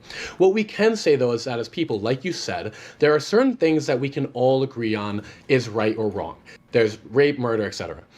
I would try and convince you and convince other people as well to extend that to something like exploitation. And I don't, and obviously exploitation is not really the right word in the case of the Zionists because they just evicted them. But I think that if you're going to extend right and wrong, I think you have to extend it to something like exploitation, like buying land in a foreign country and exploiting workers. And you also have to say that if you're going to buy land legally, evict tenants legally, that's still wrong. It doesn't matter if it's legal or not. That's still wrong. Yeah, I don't think that it could possibly work that way. That you can say that like evicting somebody from a piece of land is wrong. That hasn't been the way of history of the entire existence of the planet. It wasn't. If that was the case, then Palestinians wouldn't even live in that land at all. Like they are there through the same immorality that you claim they can't be removed from. Like how do you, if you want to go and universalize morals through time, how do you make that argument? Well, let me just say, and this is one of the reasons why universalizing morals through time, I don't think it's that crazy a thing. Well, sure, but then I'm asking you, so how can you make an argument, or would you concede then that that Palestinians were colonizers as well? Well, okay, so this is really important. I don't think that you can make a comparison between these two things, and here's why. Because it's so easy to say, well, Israel is colonizers. Well, Palestinians are colonizers too, so who really cares? They're both colonizers, they're both evil, it's both equal. But you can't say that when the colonization of, I mean, if you can even call it that, the immigration or colonization, whatever you want to say, I'll be charitable, and I'll call it colonization, I don't really think that's the right word, like that happened thousands of years ago. Thousands of years going by is not irrelevant. Okay, it's not. Wait. Hold on. Well, first of all, you're doing a very easy hand wave. Okay, well, morals are universal through time, but not that much time. Also, thousands of years. Ottoman Empire conquered that land in like the 1500s. So this is like 500 years. Well, but Levantines, Arabs, and there are other ethnicities, I can't remember them. They lived in Palestine, So is this something that transcends nations now? Or are we just saying that like a particular family or a particular That's not what I'm saying. My whole point is that imperialism in any form, we can say that's wrong. But I'm saying then you can't argue, you can't reasonably argue that 1,000 years of displaced by 1,000 years, let's say 1,000 years ago they colonized the land, you can't say that's irrelevant. And look, let me actually be charitable and say that when people talk about the right of return, in principle, I totally agree with that, and I do think that to some extent it has to happen. But you can't, you really can't kick out like Israeli children, just because like 75 years ago their great grandparents, did horrible things and kicked out Palestinians, or maybe if they're part of a militia and they terrorized Palestinians until they kicked them out. Ultimately, it's unfortunate, but you cannot punish the innocent descendants of of, let's just say, for example, of a militiaman who was a horrible person and killed a bunch of Palestinians and terrorized Palestinians. So I actually am consistent on this in that, yes, Well, but then if you're talking about you can't punish people for the morals, they're different. Like, of course, morals are consistent, but it's a very different conversation, and you cannot make an equivalency between the two. I don't understand why. I'm not saying anybody should be punished. I'm just saying that we would have to admit that the people living there right now are colonizers or descendants of colonizers or imperialists. Right. If we're going to say that Israel and the Jews there now are descendants of imperialists, right? Like it's all imperialism. Okay, so let me try and put a bow on this. Okay, so we both agree colonization is just generally not a great thing, right? It's just not. I don't know if I agree with that. I think that with the way that the world is organized today, I would say that that's definitely not an okay thing. It seemed like that started to change a lot in the early 1900s, that the colonizing stuff didn't work, and probably even prior to that. I mean, obviously with America, it didn't way earlier than that. So, but at least in Africa, yeah. Okay, so let me say, I believe the colonization is a bad thing. That's kind of the crux. Is that I believe the colonization is bad, and what you're saying is that well, look. Palestinians colonized, Palestinians or the Ottoman Empire colonized this land. So isn't your argument null and void because, well, the Palestinians colonized it and then the Israelis colonized it? What's really the point? And well, there's a few things. One, I actually do believe that 1,000 years is relevant. But secondly, is that the material conditions of Palestine still exist as a direct result of colonization by Israel. And so you could say, well, why is that relevant? Well, if Israel colonized Palestine and then all the Palestinians spread out all over the world, and they went to America, and they went to Australia, and they went to Russia, and everything, we could also, and then like 100 years passed. We would all say this is obviously terrible that colonization happened and these people were expelled, but it's unreasonable to say something like a right of return, or like say that Palestinians should all go back to Israel and that Israelis should all flee. Wait. So do you acknowledge, because that's literally the crux of every big Palestinian push for the Arab Peace Initiative. All of these things have baked into them, all the 5, 6, 7 million refugees going back. No, it's not. Yes, it and is. The reason it's not. Let me make what I'm saying clear. The reason it's not is because Palestinians don't live all over the world. They are still under a military occupation in the West Bank. They still don't have equal rights in Israel. And what's happening in Gaza, I mean, I don't even need to explain that. Mowing the lawn. Israel kills thousands of Palestinians every couple of years in order to cull the population. No, hold on. No, they don't do it to cull the population. That doesn't make any sense, because if you look at the population, no culling has happened. Okay, for now, we can agree to disagree on that, because that's not really the point of the conversation. Sure, okay? I'm just saying that the mowing the lawn thing, I don't even know if that quote is real. I tried to find the source of that quote. It's really hard to find. But even if that quote is real, it's probably more referring to the buildup of tunnels and military arms by Hamas, right? Because that was what 2808 was. That was 2014, and now 2024. 2006. Yeah, 2008 was about that, and 2014 for Protective Edge. But hold on. 2014 was, yeah, it doesn't matter. Backing up, okay, so the most Palestinians today don't live in the West Bank or the Gaza Strip, right? Like, I think between the West Bank and the Gaza Strip, I think it's less than 5 million. Gaza. In the West Bank, it's 7 million. Wait, West Bank. Okay, hold on. Wait, I'm being correct. 2 million live in Israel, and then 7 million live in Gaza and West Bank, I believe. Okay, 2 million, 4 million. Okay, so there's about it's about the same as assuming the West Bank is 4.1 million and the Gaza Strip is about 2 million. So I think there's about the same amount of refugees outside of Palestine as there are in Palestine, because none of them are resettled. None of the Arab states give them citizenship. All of them are kept in camps, basically, on the borders of Israel until whatever peace agreement gets negotiated. So I mean. And I don't think any Arab population, the Palestinians for sure, have never conceded any number of refugees getting a right to return to Israel proper. It feels like the only solution for the conflict from the Palestinian side, like, it seems like the moderates are like 67 borders, but people are like, well, actually, we just want the entire country of Israel. Because actually, Hamas back in 2000, even Hamas has agreed to a two-state solution. And yes, they did. In 2007, they said, we will agree to a permanent ceasefire if we get the 67 borders. I would have to go and look, because on every single deal, I'm not familiar with every deal, because Jesus Christ, there's over like 100 talks throughout history. But in every single deal where I've gone back and I've read the details of anything that's brought up, the infinite right of return is always baked into it. I've never seen. I think even yes, they're different like versions of this. And actually, I did want to ask you, because I watched your stream like a few months ago at the beginning of the conflict, and you said Israel, what they established as state, it was legal, it was fine. Maybe there were some bad things that happened, but ultimately the establishment of the state was fine. And then in the same, like, you know, wait, I don't know if I ever say that establishing the state was legal. It was established through war. But go ahead. Your exact words were legal. And then later, like 5 minutes later, you said all the people who say Palestine will be free from the river to the sea can go jump off a cliff. And so obviously I don't think that that's reasonable, especially since, like, even if you take the least charitable interpretation of Palestine will be free from the river to the sea, which is like the demolition of Israel, it's the exact same thing that Israel tried to do to Palestine. Well, no, it's not, because like if the roles were reversed, there wouldn't be a Gaza Strip and a West Bank of Israelis. They would just be completely expelled from the land. Number one, and number two, if I did say that, it was either incredibly poorly spoken or it was in a different context. Because to say that this country was made legally when it was made through war, that's a really strange position to take. I would have to go back and listen to it. Maybe it was, and maybe this is just because this was in October and this is before you had done. Oh, if I said shit back then, I don't know if I might have been. So I guess then the important thing is to recognize, okay, maybe if Hamas took control, of Israel, then all the Jewish people would be expelled. I don't even think that's the craziest thing to say, but then it's irrelevant, because that's not what's happening. Hamas is in control of Israel. But my whole point, and I think this is the most important point that I can make, is that what were we talking about? We're talking about Israel colonizing. Is that colonizing is terrible, but nobody's going to say that Native Americans should regain control of the United States. The reason that it's different with Palestine is because of the actual material conditions that the Palestinians live in Gaza, in the West Bank, and in Israel, and the fact that this situation is genuinely unique. So when you make comparisons to Ottoman Empire imperialization, Egypt imperialization of the Arabs and imperializing the Copts or whatever, and like all this kind of stuff, it's not really relevant because it's not like in Egypt the Copts are living under.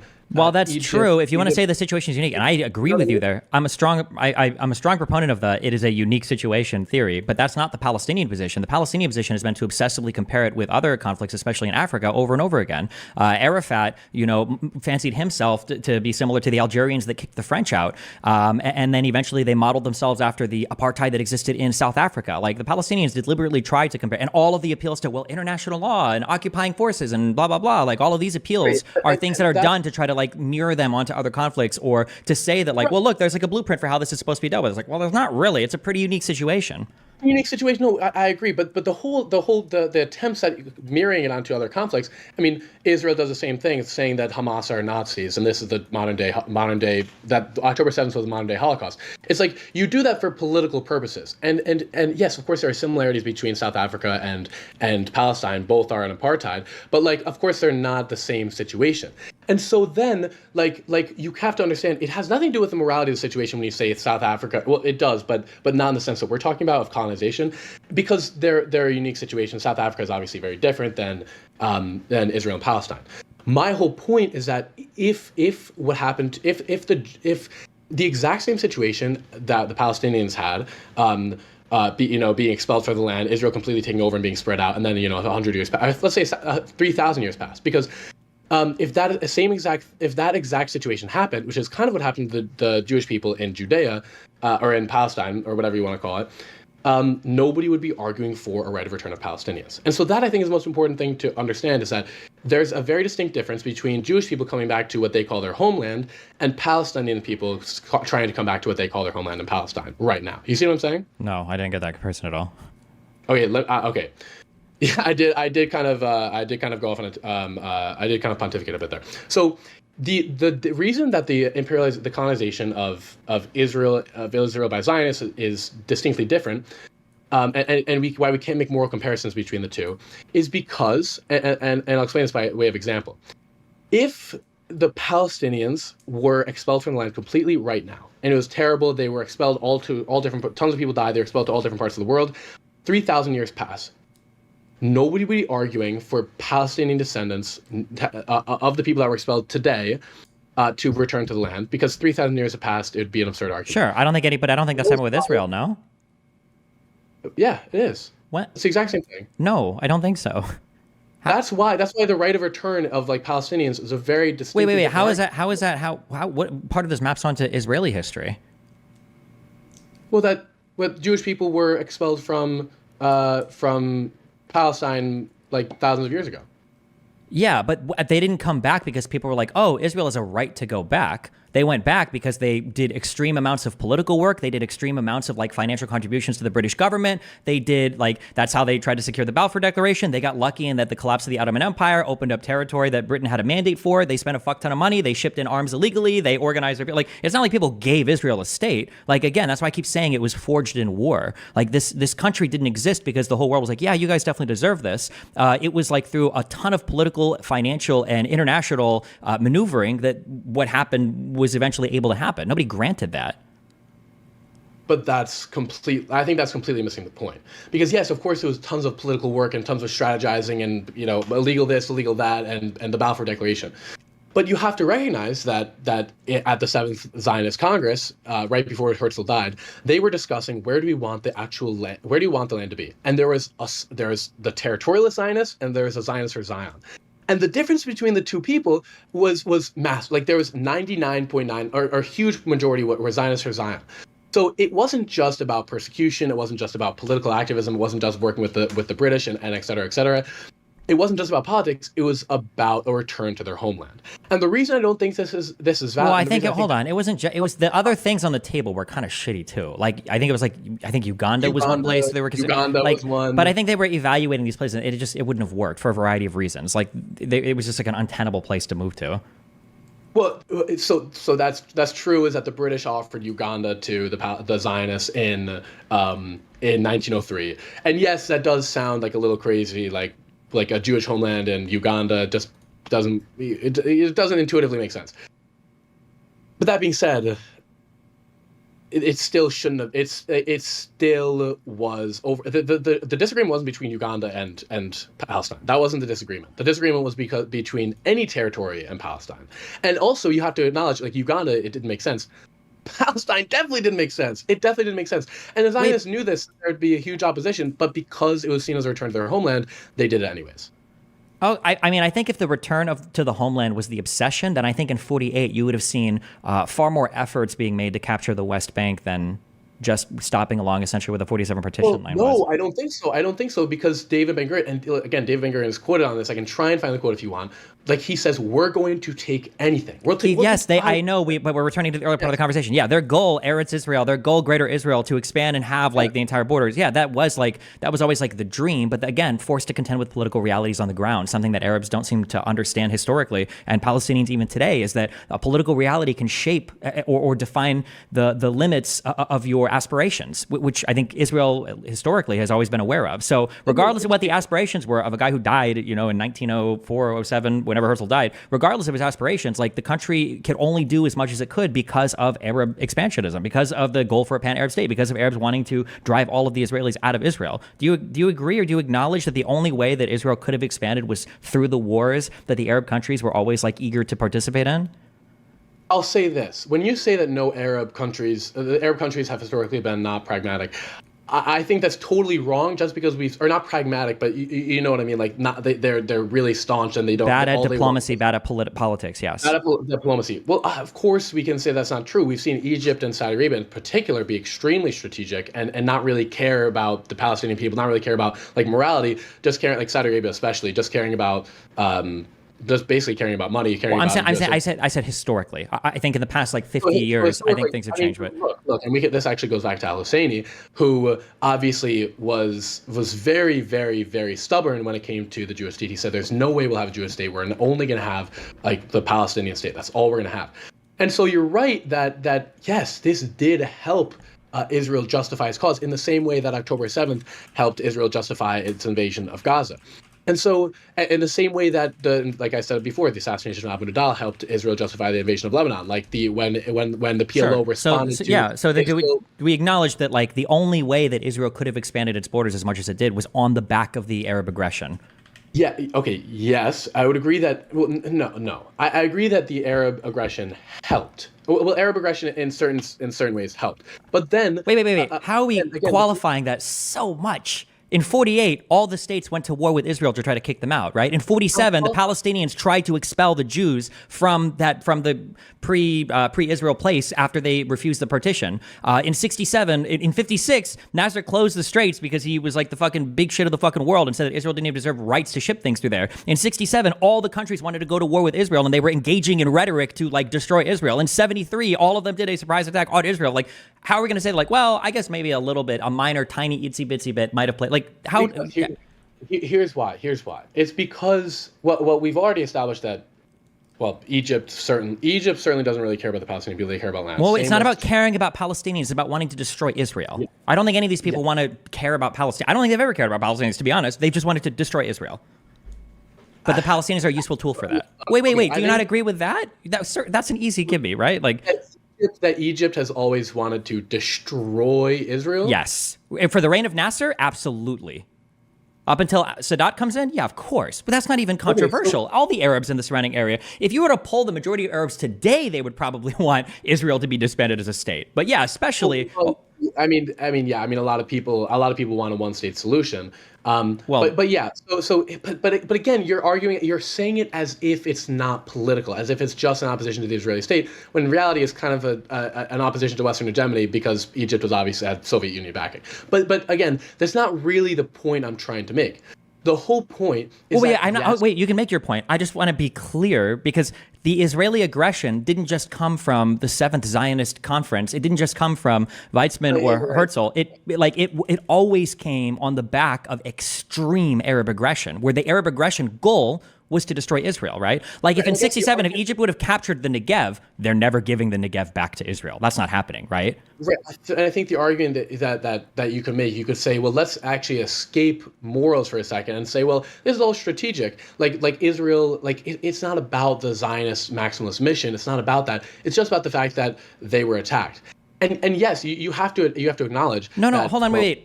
Wait, hold on. It's not just that they were attacked. There are elements. There's two elements. An element is a necessary thing for a thing to exist, okay? I wouldn't say that the car, I wouldn't say that the bicycle is driving just because it has a front wheel. I would say the bicycle needs both wheels to drive. And then you're going, okay, Destiny, fine. So you're saying that just because it has a front wheel, it can drive. No. It needs both wheels. I'm saying that Zionist, expansionist ideology was the rear wheel, but the bike doesn't move without the front wheel, which is an unlimited, unwavering Arab aggression with no political or diplomatic skills attached to it. Both wheels are needed to advance the state forward. That's what I'm saying. Now, don't just say, okay, yeah, the one was more important than the other. Both are elements of this. Both are necessary elements of this. Okay, so now I think, okay, so let me explain why that's irrelevant. Okay. Is because the whole argument it doesn't pertain to Arab aggression. Okay, so we know that we agree that Arab aggression certainly helped, at least strategically, Israel conquer more territory. We agree on that, right? What do you mean by at least strategically? No, strategic meaning at the very least, Israel had more of a justification to conquer. Is every single expansion of Israeli territory came after Arab existential war? Yes. Well, that's not true. That's not true. What land isn't? What part of that is not true? Well, we talked about 1967, and also of course in 67, if the Arab states would have won, do you think that Israel would have continued to exist as a state? If the Arabs won in 60, well, of course, because Johnson was president then. The United States, there were no commitments to Israel from the. Sorry, you're saying that if even with U.S. arms, which obviously after 63 they massively increased, you're saying that even if they still lost then. In 67, if Israel would have lost, yeah, I don't think the state would have. It's almost well, okay, yes, that's hypothetical, but it's almost impossible that Israel would have lost. They had so much financial backing and military. I don't know how much financial or military backing they had. I know they were buying arms from the U.S. I don't remember if we were. No. So in 1963, the most amount of military aid that Israel got was like 63 million. Then it jumped up to the very next year when Johnson was president, jumped up to 100 million, and then it just kept on going up basically. Okay, sure, but keep in mind the populations and the army size and how many troops you can mobilize to say that it was impossible that Israel would ever lose the 6-day war. I don't know if you say it's impossible. Well, okay, it's obviously nothing is possible. But the whole point I'm trying to make, and this will take me less than 20 seconds to make this point. So the whole point I'm trying to make is that, yes, Israel was allowed to conquer more territory because of Arab aggression. Okay, we acknowledge that. Israel also, we know, wanted to conquer more territory anyways because they wanted all of Greater Israel. And my point is that this form of colonization, which is part of the Zionist ideology and exists with or without Arab aggression, whether Arab aggression happened or not. Well, but that's the thing. We don't know that. The Zionist, yes, it's relevant. It's relevant. I'll admit that it's relevant. But the Zionist mission to conquer all of Greater Israel and to ethnically cleanse the Palestinians. And yes, the words weren't used, ethnically cleanse, but it was still mentioned that the Arabs had to leave. That is still wrong. That ideology is still problematic. We don't know, we don't know. We don't know because we've never had a period where there was not violence or attacks or terrorism or war against Israel to see, well, would they have expanded otherwise? That's such a terrible argument. That's such a terrible argument because historically people colonizing things or attacks against Israel, it doesn't justify a problematic ideology. I think you could say problematic ideology. Hold on, wait. What? We're in the Middle East right now. Everybody has a problematic ideology. The Jewish one is probably the least problematic of all the surrounding states. The Jewish one or the Zionist one? Which are you talking about? Because they're different, obviously. I don't know how different they are, but I'll say the Zionist one, I guess. Okay, because obviously, we can talk about how violent religions are. Obviously, Judaism is an extremely violent religion. Or I shouldn't say extremely. I don't want to insult any religion. How is it more? Hold on. It's probably one of the least violent of the three religions. Hold on. Was Christianity more or less violent? Even when we look at the Catholic Church of the Middle Ages. Let me say quickly. I love all people. I love all religions. Nothing is wrong with people being any type of religion. But Judaism, it does have violence in it, of course. Compared to what? Compared to Christianity and Islam? Yeah, it's significantly more than both of those, I think. By Well, if we're just gonna, look, I don't. like, wanna if we get look at into like them- the Crusades, like by I'm what? not anti. Well, the Crusades are kind of, I mean, kind of irrelevant because this doesn't have anything to do with like, it's not like actual like scripture told people told Christians to like conquer their territories. It's just like Wait, just but like then in the how, is that how we're evaluating? And in Islam, I'll admit, yes, there are a lot of problematic ideologies. Okay, there are a lot of problematic things, like especially in the rules of abrogation in Islam, like saying that if you should slay the pagans. I don't agree with that. Or in Judaism, saying that you if you like you can treat a non-Jewish person, like you treat a piece of meat. I don't think that's right. Okay, That's great, but like, let's look at. Hold on, you say that you bring that up as an aspect of the religion. 2 million Arabs live in Israel. How many Jewish people live in any other Arab state? Oh, Like none? in Like most 4? cases, like 5 or 6. Yeah, like literally 5 or 6. And so obviously that's completely irrelevant because I'm not arguing about the morality of Morocco and their government and then how they treat Jewish people. We're talking about Israel and Palestine. And the whole point is that colonization is wrong. Colonization of Zionism is a colonialist ideology. The colonization of Palestine is wrong. And just lastly, what I'll say is the difference between the reason that we shouldn't be focusing on Ottoman Empire colonization of Palestine is because of the Arab colonization of Palestine is because the material effects on the people they colonized are not being seen today. I think that's the most relevant thing is that what are you going to do about the Ottoman Empire colonizing Palestine? Nothing. What are you going to do about Israel colonizing Palestine? Well, there's actually some real ways that we can move this forward and real things that we can do. Right? I don't know what are the ways. I'm curious. We get this to be our final thing. I just want, but like, what are the ways to move it forward? Because my issue is the reason why I think the history comes up so much is because the history is used to make it intractable, such that there's no way that we can ever. So, what are the realistic paths forward? I mean, look. Obviously, ideally, it would be a one-state solution where everyone has equal rights, and of course, in the solution, you have to have, even though there'd be a Jewish minority, of course, you'd have to have, like, you can't expel anybody from the land. I think that's wrong, totally wrong. You would have to have basically 50-50 representation for Jewish people and for If you were Jewish. That's ideal. That's Sure. ideal, right? That's just Well, sure. Okay. Well, let's situation. get out of the ideal because we're looking for ways to move it forward. If you were Jewish, would you trust a state where Arabs have majority rule over you? Well, that's why I just for one, I just clarified that even though there is a majority of Palestinians in the land, you'd want to have some sort of system where Jewish people have power and they can have their they can be represented, right? So that would how you would ideally organize a government. In terms of trusting a government to like an Arab majority, again, like obviously there's going to be problems, but Israel has complete domination over the West Bank and over Israel proper, obviously, and they have a lot of obviously they have an embargo over God. Like we can talk, that's a different thing, but obviously the status quo right now is not really feasible. It's not really. Sure, I understand, but again, to circle, what is an answer going forward? Like, what is the path towards? Well, okay, so you asked me what I think the path forward was. I gave you my ideal answer. I don't think that's what's going to happen. Do we have any kind of practical answer, or? Well, the best thing that we can hope for is a two-state solution, and some sort of obviously the abolishment of the settlements. I don't think that's controversial at all. All the settlers should go back to Israel. Again, I don't think it's controversial. I think that the settlements are is a horrifying. Unhumanitarian, illegal international law thing, and so they should go back to Israel, and then the Palestinian Authority should have. Palestinian Authority versus Hamas is kind of it's a big conversation that we can't get into right now. But yeah, the Palestinians should have complete sovereignty over their land, and also there should be the two lands, Gaza and the West Bank, should be connected. I actually think that the best solution would probably be Palestine, Gaza, and the West Bank are connected fully. But again, how practical is that? It's probably not. Sure, and I mean, like that sounds okay, but man, that's a really generous offer to people that were involved in like multiple wars that were trying to take the entire country. It's pretty hard to go back to like, I'm going to beat you up and take all your shit, but then if I fail, well, can we go back to what you were offering me before I tried to beat you up and take all your shit?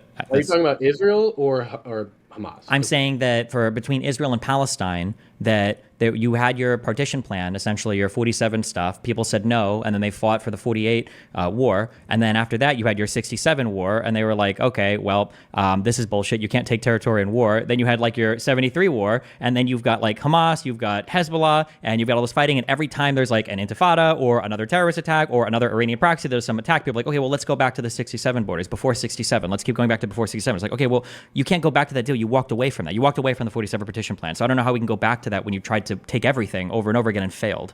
Because I think we both acknowledge, I think, if any state on any of the Israeli border would have conquered any Israeli territory, Israel's never getting that land back, ever. That wouldn't even be controversial to say. Of course not. It's not their land by right. So it just seems weird to fight a war over and over again, trying to expel an entire people, lose the war, and then cry to the international community saying, can you please come and like make them give us our shit because we lost our wars of annihilation. Right, but now you're making this is. I know you're not saying this. You're not trying to say this, but this is kind of a form of collective punishment, in that like entire people's population should be culpable for their government's actions, which I don't think is right. So when Hamas does an action, I don't think Palestinians should be held responsible for that action. And so when in 1973, which is obviously, this is 50 years ago or whatever, when Egypt and a coalition of Arab countries invade Israel, I don't think the Palestinians should be held responsible for that action. And so, yes, it is, you can say them being naive, you can say them being an idealist, but it really shouldn't, in a moral setting, it really shouldn't matter. And sure. Do you think that Arab states should start issuing passports and citizenships to Palestinians living in their borders instead of like the perpetual unending refugee problem? No, I mean, come on. You know that's ridiculous. You know that the big reason that Egypt and like other Arab countries haven't allowed refugees in is because if you start letting refugees in, well, all of a sudden the Palestinian state will cease to exist. Exactly. Right? So hold on. Wait, so careful. You're making an argument for collective punishment on the other side then. You're saying, well, hold on, because it's at the end of the day, it's not about the refugees. It's not about the people. It's not about the humanitarian issue, which is what you guys keep saying it's about. It's actually about the political aim of achieving the state of Palestine. I feel like you just said the quiet part out loud. The idea that we have to deprive these people of homes or food or education because we need them to stay refugees so that we can keep fighting Israel, so we can keep having the political aspiration of creating the state of Palestine, that's super anti-humanitarian. You also recognize that I am not a fan of Egypt. I'm not a fan of Iran. I'm not a fan of. It's not about being a fan of Egypt or Iran. It's that UNRWA. Yes, it's that the definition. The Palestinian refugees have a unique status in the world where they are kept as refugees indefinitely. No other group of people has had that sort of political weaponization of their humanitarian problems. No, you're not wrong, but then again, I'm not a fan. Let me just say this. I'm not a fan of Egypt. I'm not a fan of Iran. I don't think that what they've done is sufficient for the Palestinian people. But then you also have to acknowledge that what they're doing is very politically motivated. I don't necessarily think it's right. But if any group bears the responsibility of Palestinian refugees, why the hell is it Iran? Right? That doesn't make any sense. Why is it Qatar? Wait, hold on. Because worldwide, we all bear responsibilities for refugees. All of us have a duty. Yes. I totally agree. But these states, there are special conditions where these states do not. They will keep Palestinian refugees in their country and they will not give them citizenship. They explicitly are not allowed to issue passports. UNRWA does not resettle Palestinian refugees. They're kept there so they can continue to grow as a population, to continue applying political pressure on Israel. So we can say every year, there's 5 million refugees, there's 6 million refugees, there's 7 million refugees. Most of these refugees have never lived in Palestine in their entire lives. A lot of their parents haven't even. Okay. The reason that they do this, again, the action they should be taking is explicitly against Israel, trying to make sure that the horrible things that are happening in Gaza right now stop. That is what they should be doing. Taking refugees, obviously that would be, it would be great because the refugees themselves would have a place to live and a place to stay, and that would be amazing.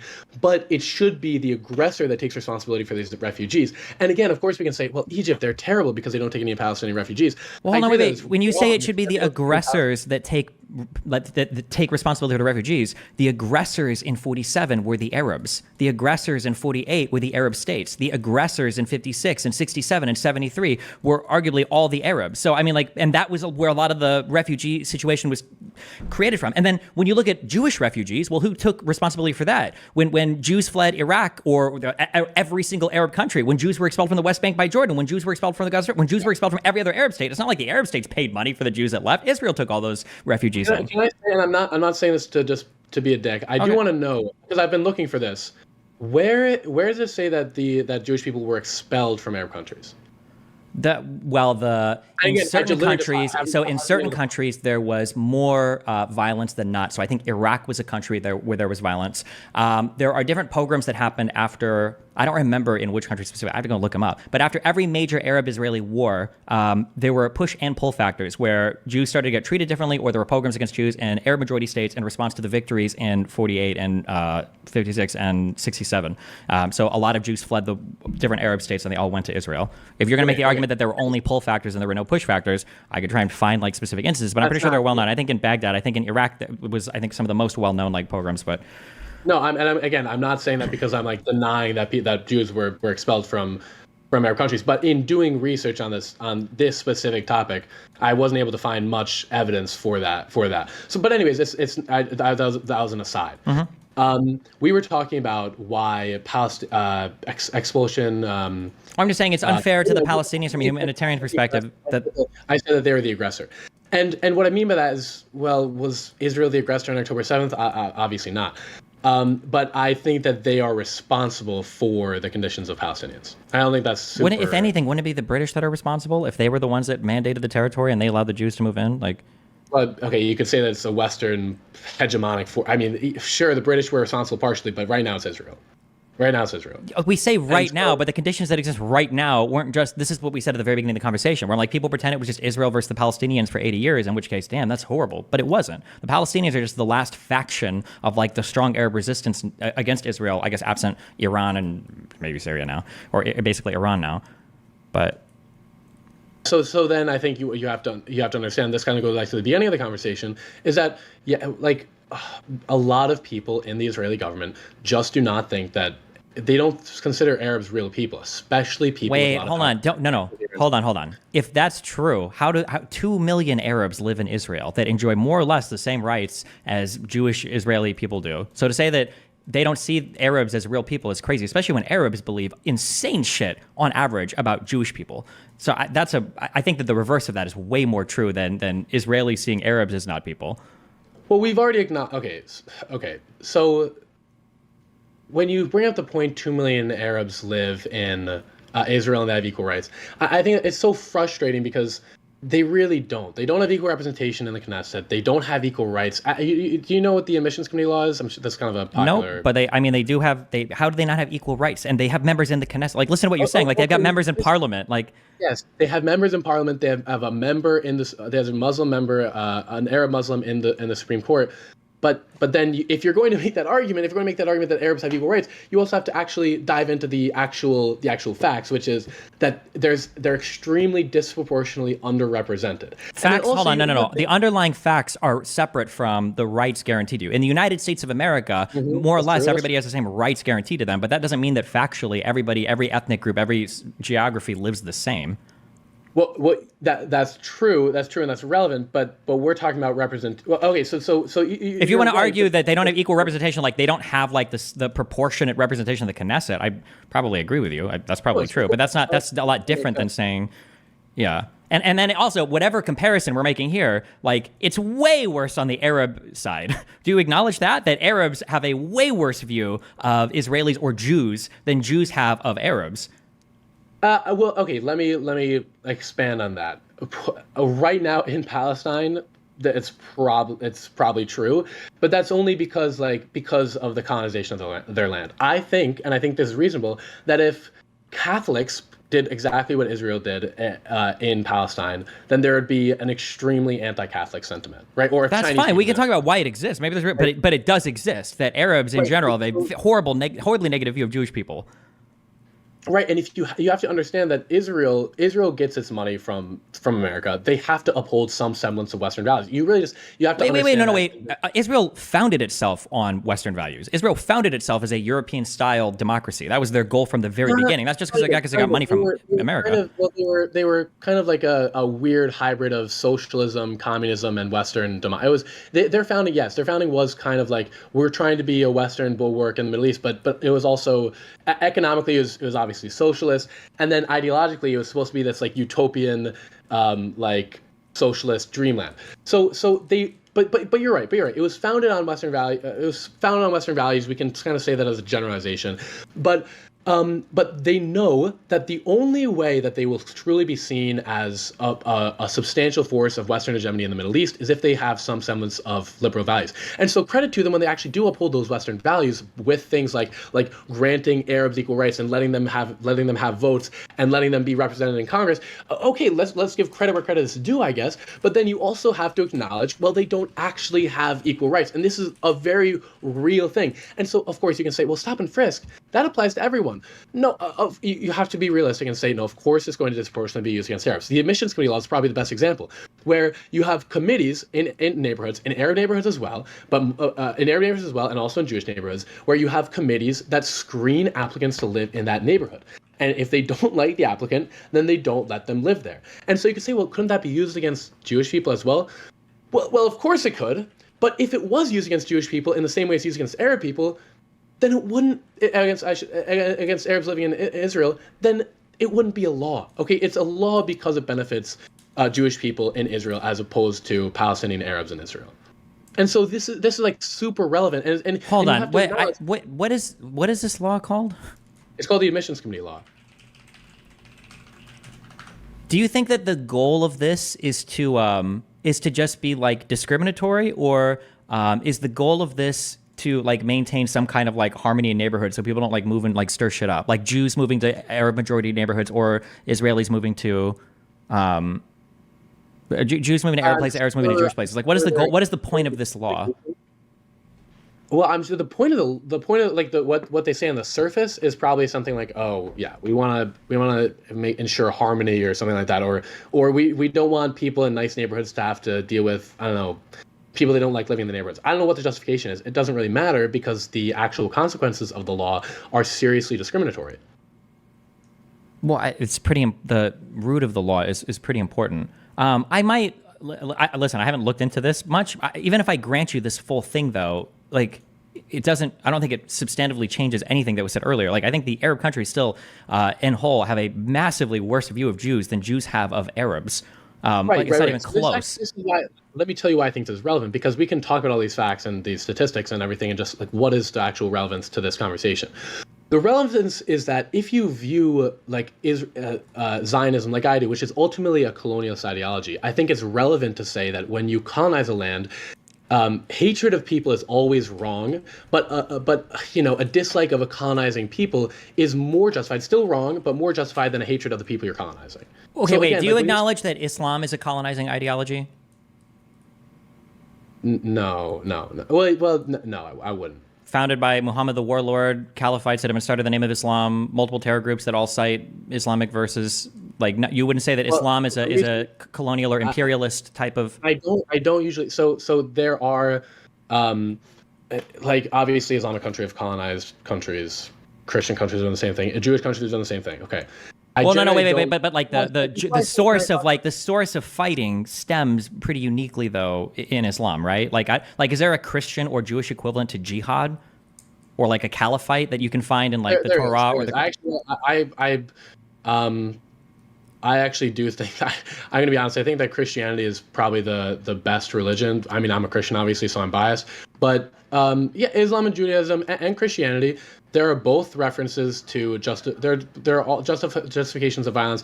I mean, look, in Judaism. Not justification. Hold on, you're shifting a lot. I'm not talking about justifications for violence. I'm talking about like conquering territory in the name of your religion. Well, usually, you. I mean, I think people would say that like a justification for violence in a religious text is seen as justification for conquering like infidels or conquering like not like. Yeah, and I would say that Islam is pretty uniquely in that like their government structure and that is like baked into their religion probably way more than Christianity or Judaism. Well, okay, so all I'll say about that is that the whole idea of conquering non-Muslim countries and forcing them to convert and everything. There's this great Islamic scholar Motaz al-Khatib, which I'd recommend anyone check out, that argues that especially the Islamic fundamentalist interpretation of global jihad is completely warped. And also, obviously, like, yes, there is the idea. Wait, hold on. I don't care what a minority guy. There's also sects of Jews that think that moving into Israel is actually unethical because you're not supposed to move there until the end times, right? There's plenty of Jewish people in the United States. Well, plenty. It's a minority sect, but like, I'm sure you can find like rabbis or imams or whatever the fuck that will say a particular thing, but like baked into the religious text, what is the Christian or Jewish equivalent to like a caliphate?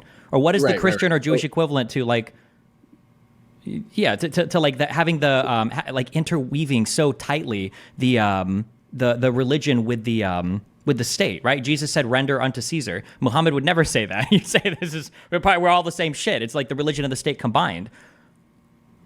Yes, and so there is like this desire for a global caliphate under. No. Hold on. You're loading this so much. You're saying desire for. It's not a desire. It's in the text. It's baked into the religion. It's not like it'd be nice, an afterthought. Give me some credit. I'm saying yes. In Islam, there's this whole thing, but and again, look. Of course, I'm not an expert, but I've just been reading this book on jihad, and it says that.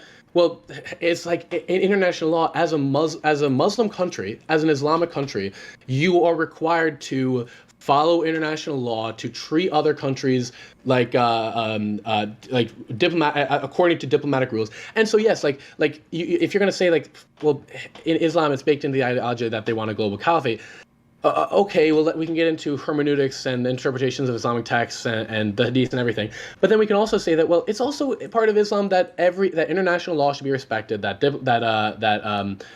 diplomatic law should be respected. And so let's just at least be charitable. And also, I'm not in the business of condemning any religion, which is why when I said Judaism is a violent religion, I took it back immediately and said, no, Judaism is not a violent religion. There are violent things said in like the Talmud and the Torah. Yeah, but that's hold on, wait. But that's have to think about why it's relevant. Wait. To this. That's bullshit though, because we've conveniently, because would you condemn Zionism? Yeah. Okay, yeah, so it's not fair because we found a way to extract all the Jewish stuff from Judaism that we don't like, and then we call it Zionism, but we won't condemn like Islam because we don't have a formal name for Sharia or a formal name for caliphites or a formal name for jihad. So like, well, that's just the religion. We can't criticize that. But for Judaism, we've extracted all of it into Zionism. We have like a central thing that we can hate about that religion. How does that make sense? Yeah, so that's the thing. I'm not going to condemn Judaism, even though there are a lot of things I disagree with in Judaism. I'm not going to condemn Christianity. I mean, even though there are certain things I disagree with in Christianity. And I'm not going to condemn Islam either. If you were to tell me, let's actually take a look, this is a specific thing that's said in the Hadith, do you disagree with it or not? It would be very easy. Of course, I disagree with that. Of course, I condemn it if they're saying we should kill all the pagans. But then you have to understand, how does this reflect the conflict? How is this relevant? And it's like global jihad has nothing to do with careful with what you're going to say, because global jihad is literally what Hamas calls for in its charter. They're a theocratic Islamist entity. They literally call for global jihad. That's what they do. They want every Muslim to show up and fight against Israel. Who'd you say? Hamas? Hamas literally is, yeah, it's an Islamist Sunni group. They call for jihad, like to come and fight against. Up until 1987, the major forces, Al-Husseini included, obviously the PLO, Yasser Arafat, they were all secular and nationalist organizations. And then Hamas came along, and yes, this is partially due to an increased popularity of funding and an ability of an Islamic fundamentalist group to come about. And yes, of course, like we can say like Hamas's ideology we don't agree with, but if you're going to look at the whole history of the ideology of Zionism and the whole history of the region, Hamas came in the 70s and then formally existed in 1987. Why is that? Why is Islamic Jihad going to be relevant to the opposition to an Israeli state when the opposition to the Israeli state started in the 1900s? Well, I'm saying that right now, because right now for the conflict, it is relevant. And it's just interesting to point to Judaism as being, or Zionism, I guess, as being like inherently, because the statement that I'm responding to is you said earlier that Judaism is like the most violent of the three religions, that's just a very interesting statement to me. But like, I think Jews are like the only people that don't try to convert other people. Christians and Muslims are crazy about it. And then obviously the Catholic Church as an institution was involved in so much throughout all of Europe militarily. And then for Islam, you literally have your caliphites. You've got like Muhammad was a warlord, like the state and the religion are intertwined with each other. That's why you have so many theocratic, dictatorships that stem from Islam. So it's just it's weird to say that Judaism is like the most violent of those three religions when it seems to be the most like they literally got kicked out of their fucking homeland. They're like, well, fuck it, we'll just chill. So again, and I'll make this argument a lot, is that a lot of times people who are Muslim, people who are Jewish, people who are Christian, obviously we know this, a lot of times they don't like follow the tenets of their religion by the book at like 100%, obviously. And so again, like when I said Judaism is like the most violent religion, I really don't want to get into the business of just condemning one certain religion. What I will say is that the references to violence and references like endorsing violence occur more in I think the order is Judaism, Islam, Christianity, or something like that. And I can show you the study. Again, it's irrelevant. It's irrelevant because I have a problem not with Judaism, with Zionism, and I don't have a problem with Islam. I have a problem with like Islamic fundamentalism. But even then, you have to acknowledge that if you're going to cite Islam as the reason for the opposition to a Jewish state, it does not make sense. Sure, I didn't do that. I'm only responding to your statement that Judaism was like the most violent religion, which I think is.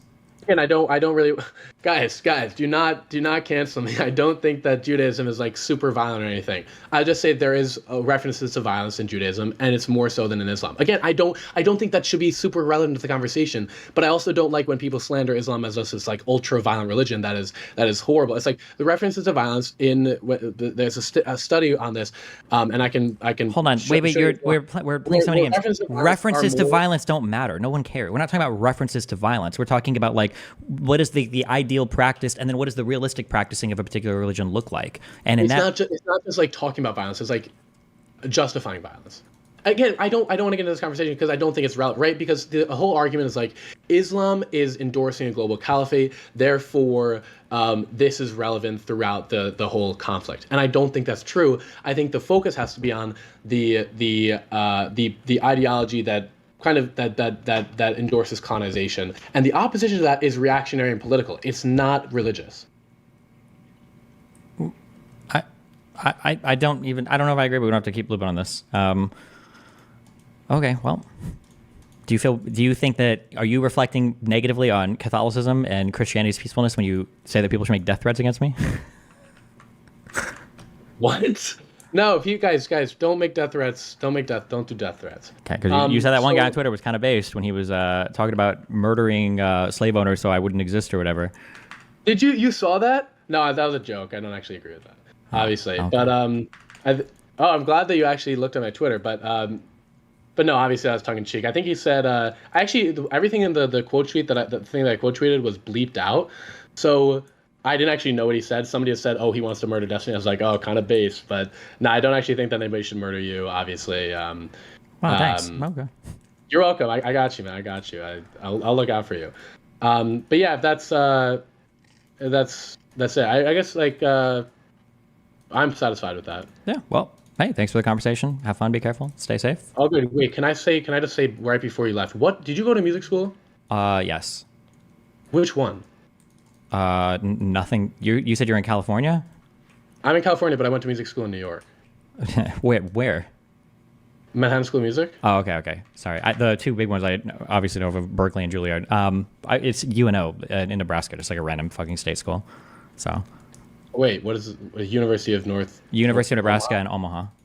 In Omaha, okay.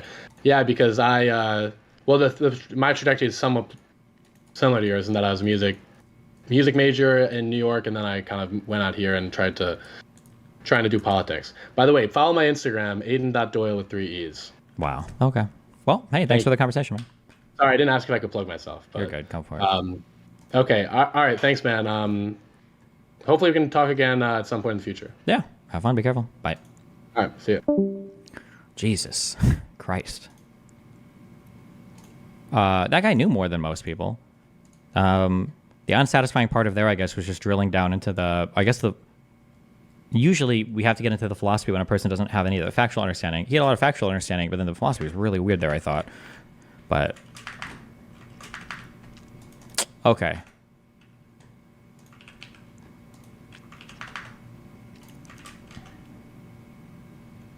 He knew more than the historian. True, but that guy didn't know anything, so. Was the rest of this worth watching? There's no way to make this side thing go away, is there?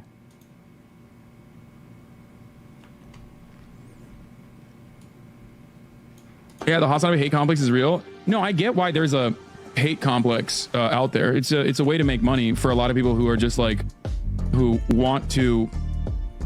You're like one of the biggest haters out there, dude. What? You're also personally talking about how you agree with another incredibly stubborn person. I assume you mean Divorcelli, which is pretty fucking hilarious, considering if you agree with me on a lot of things,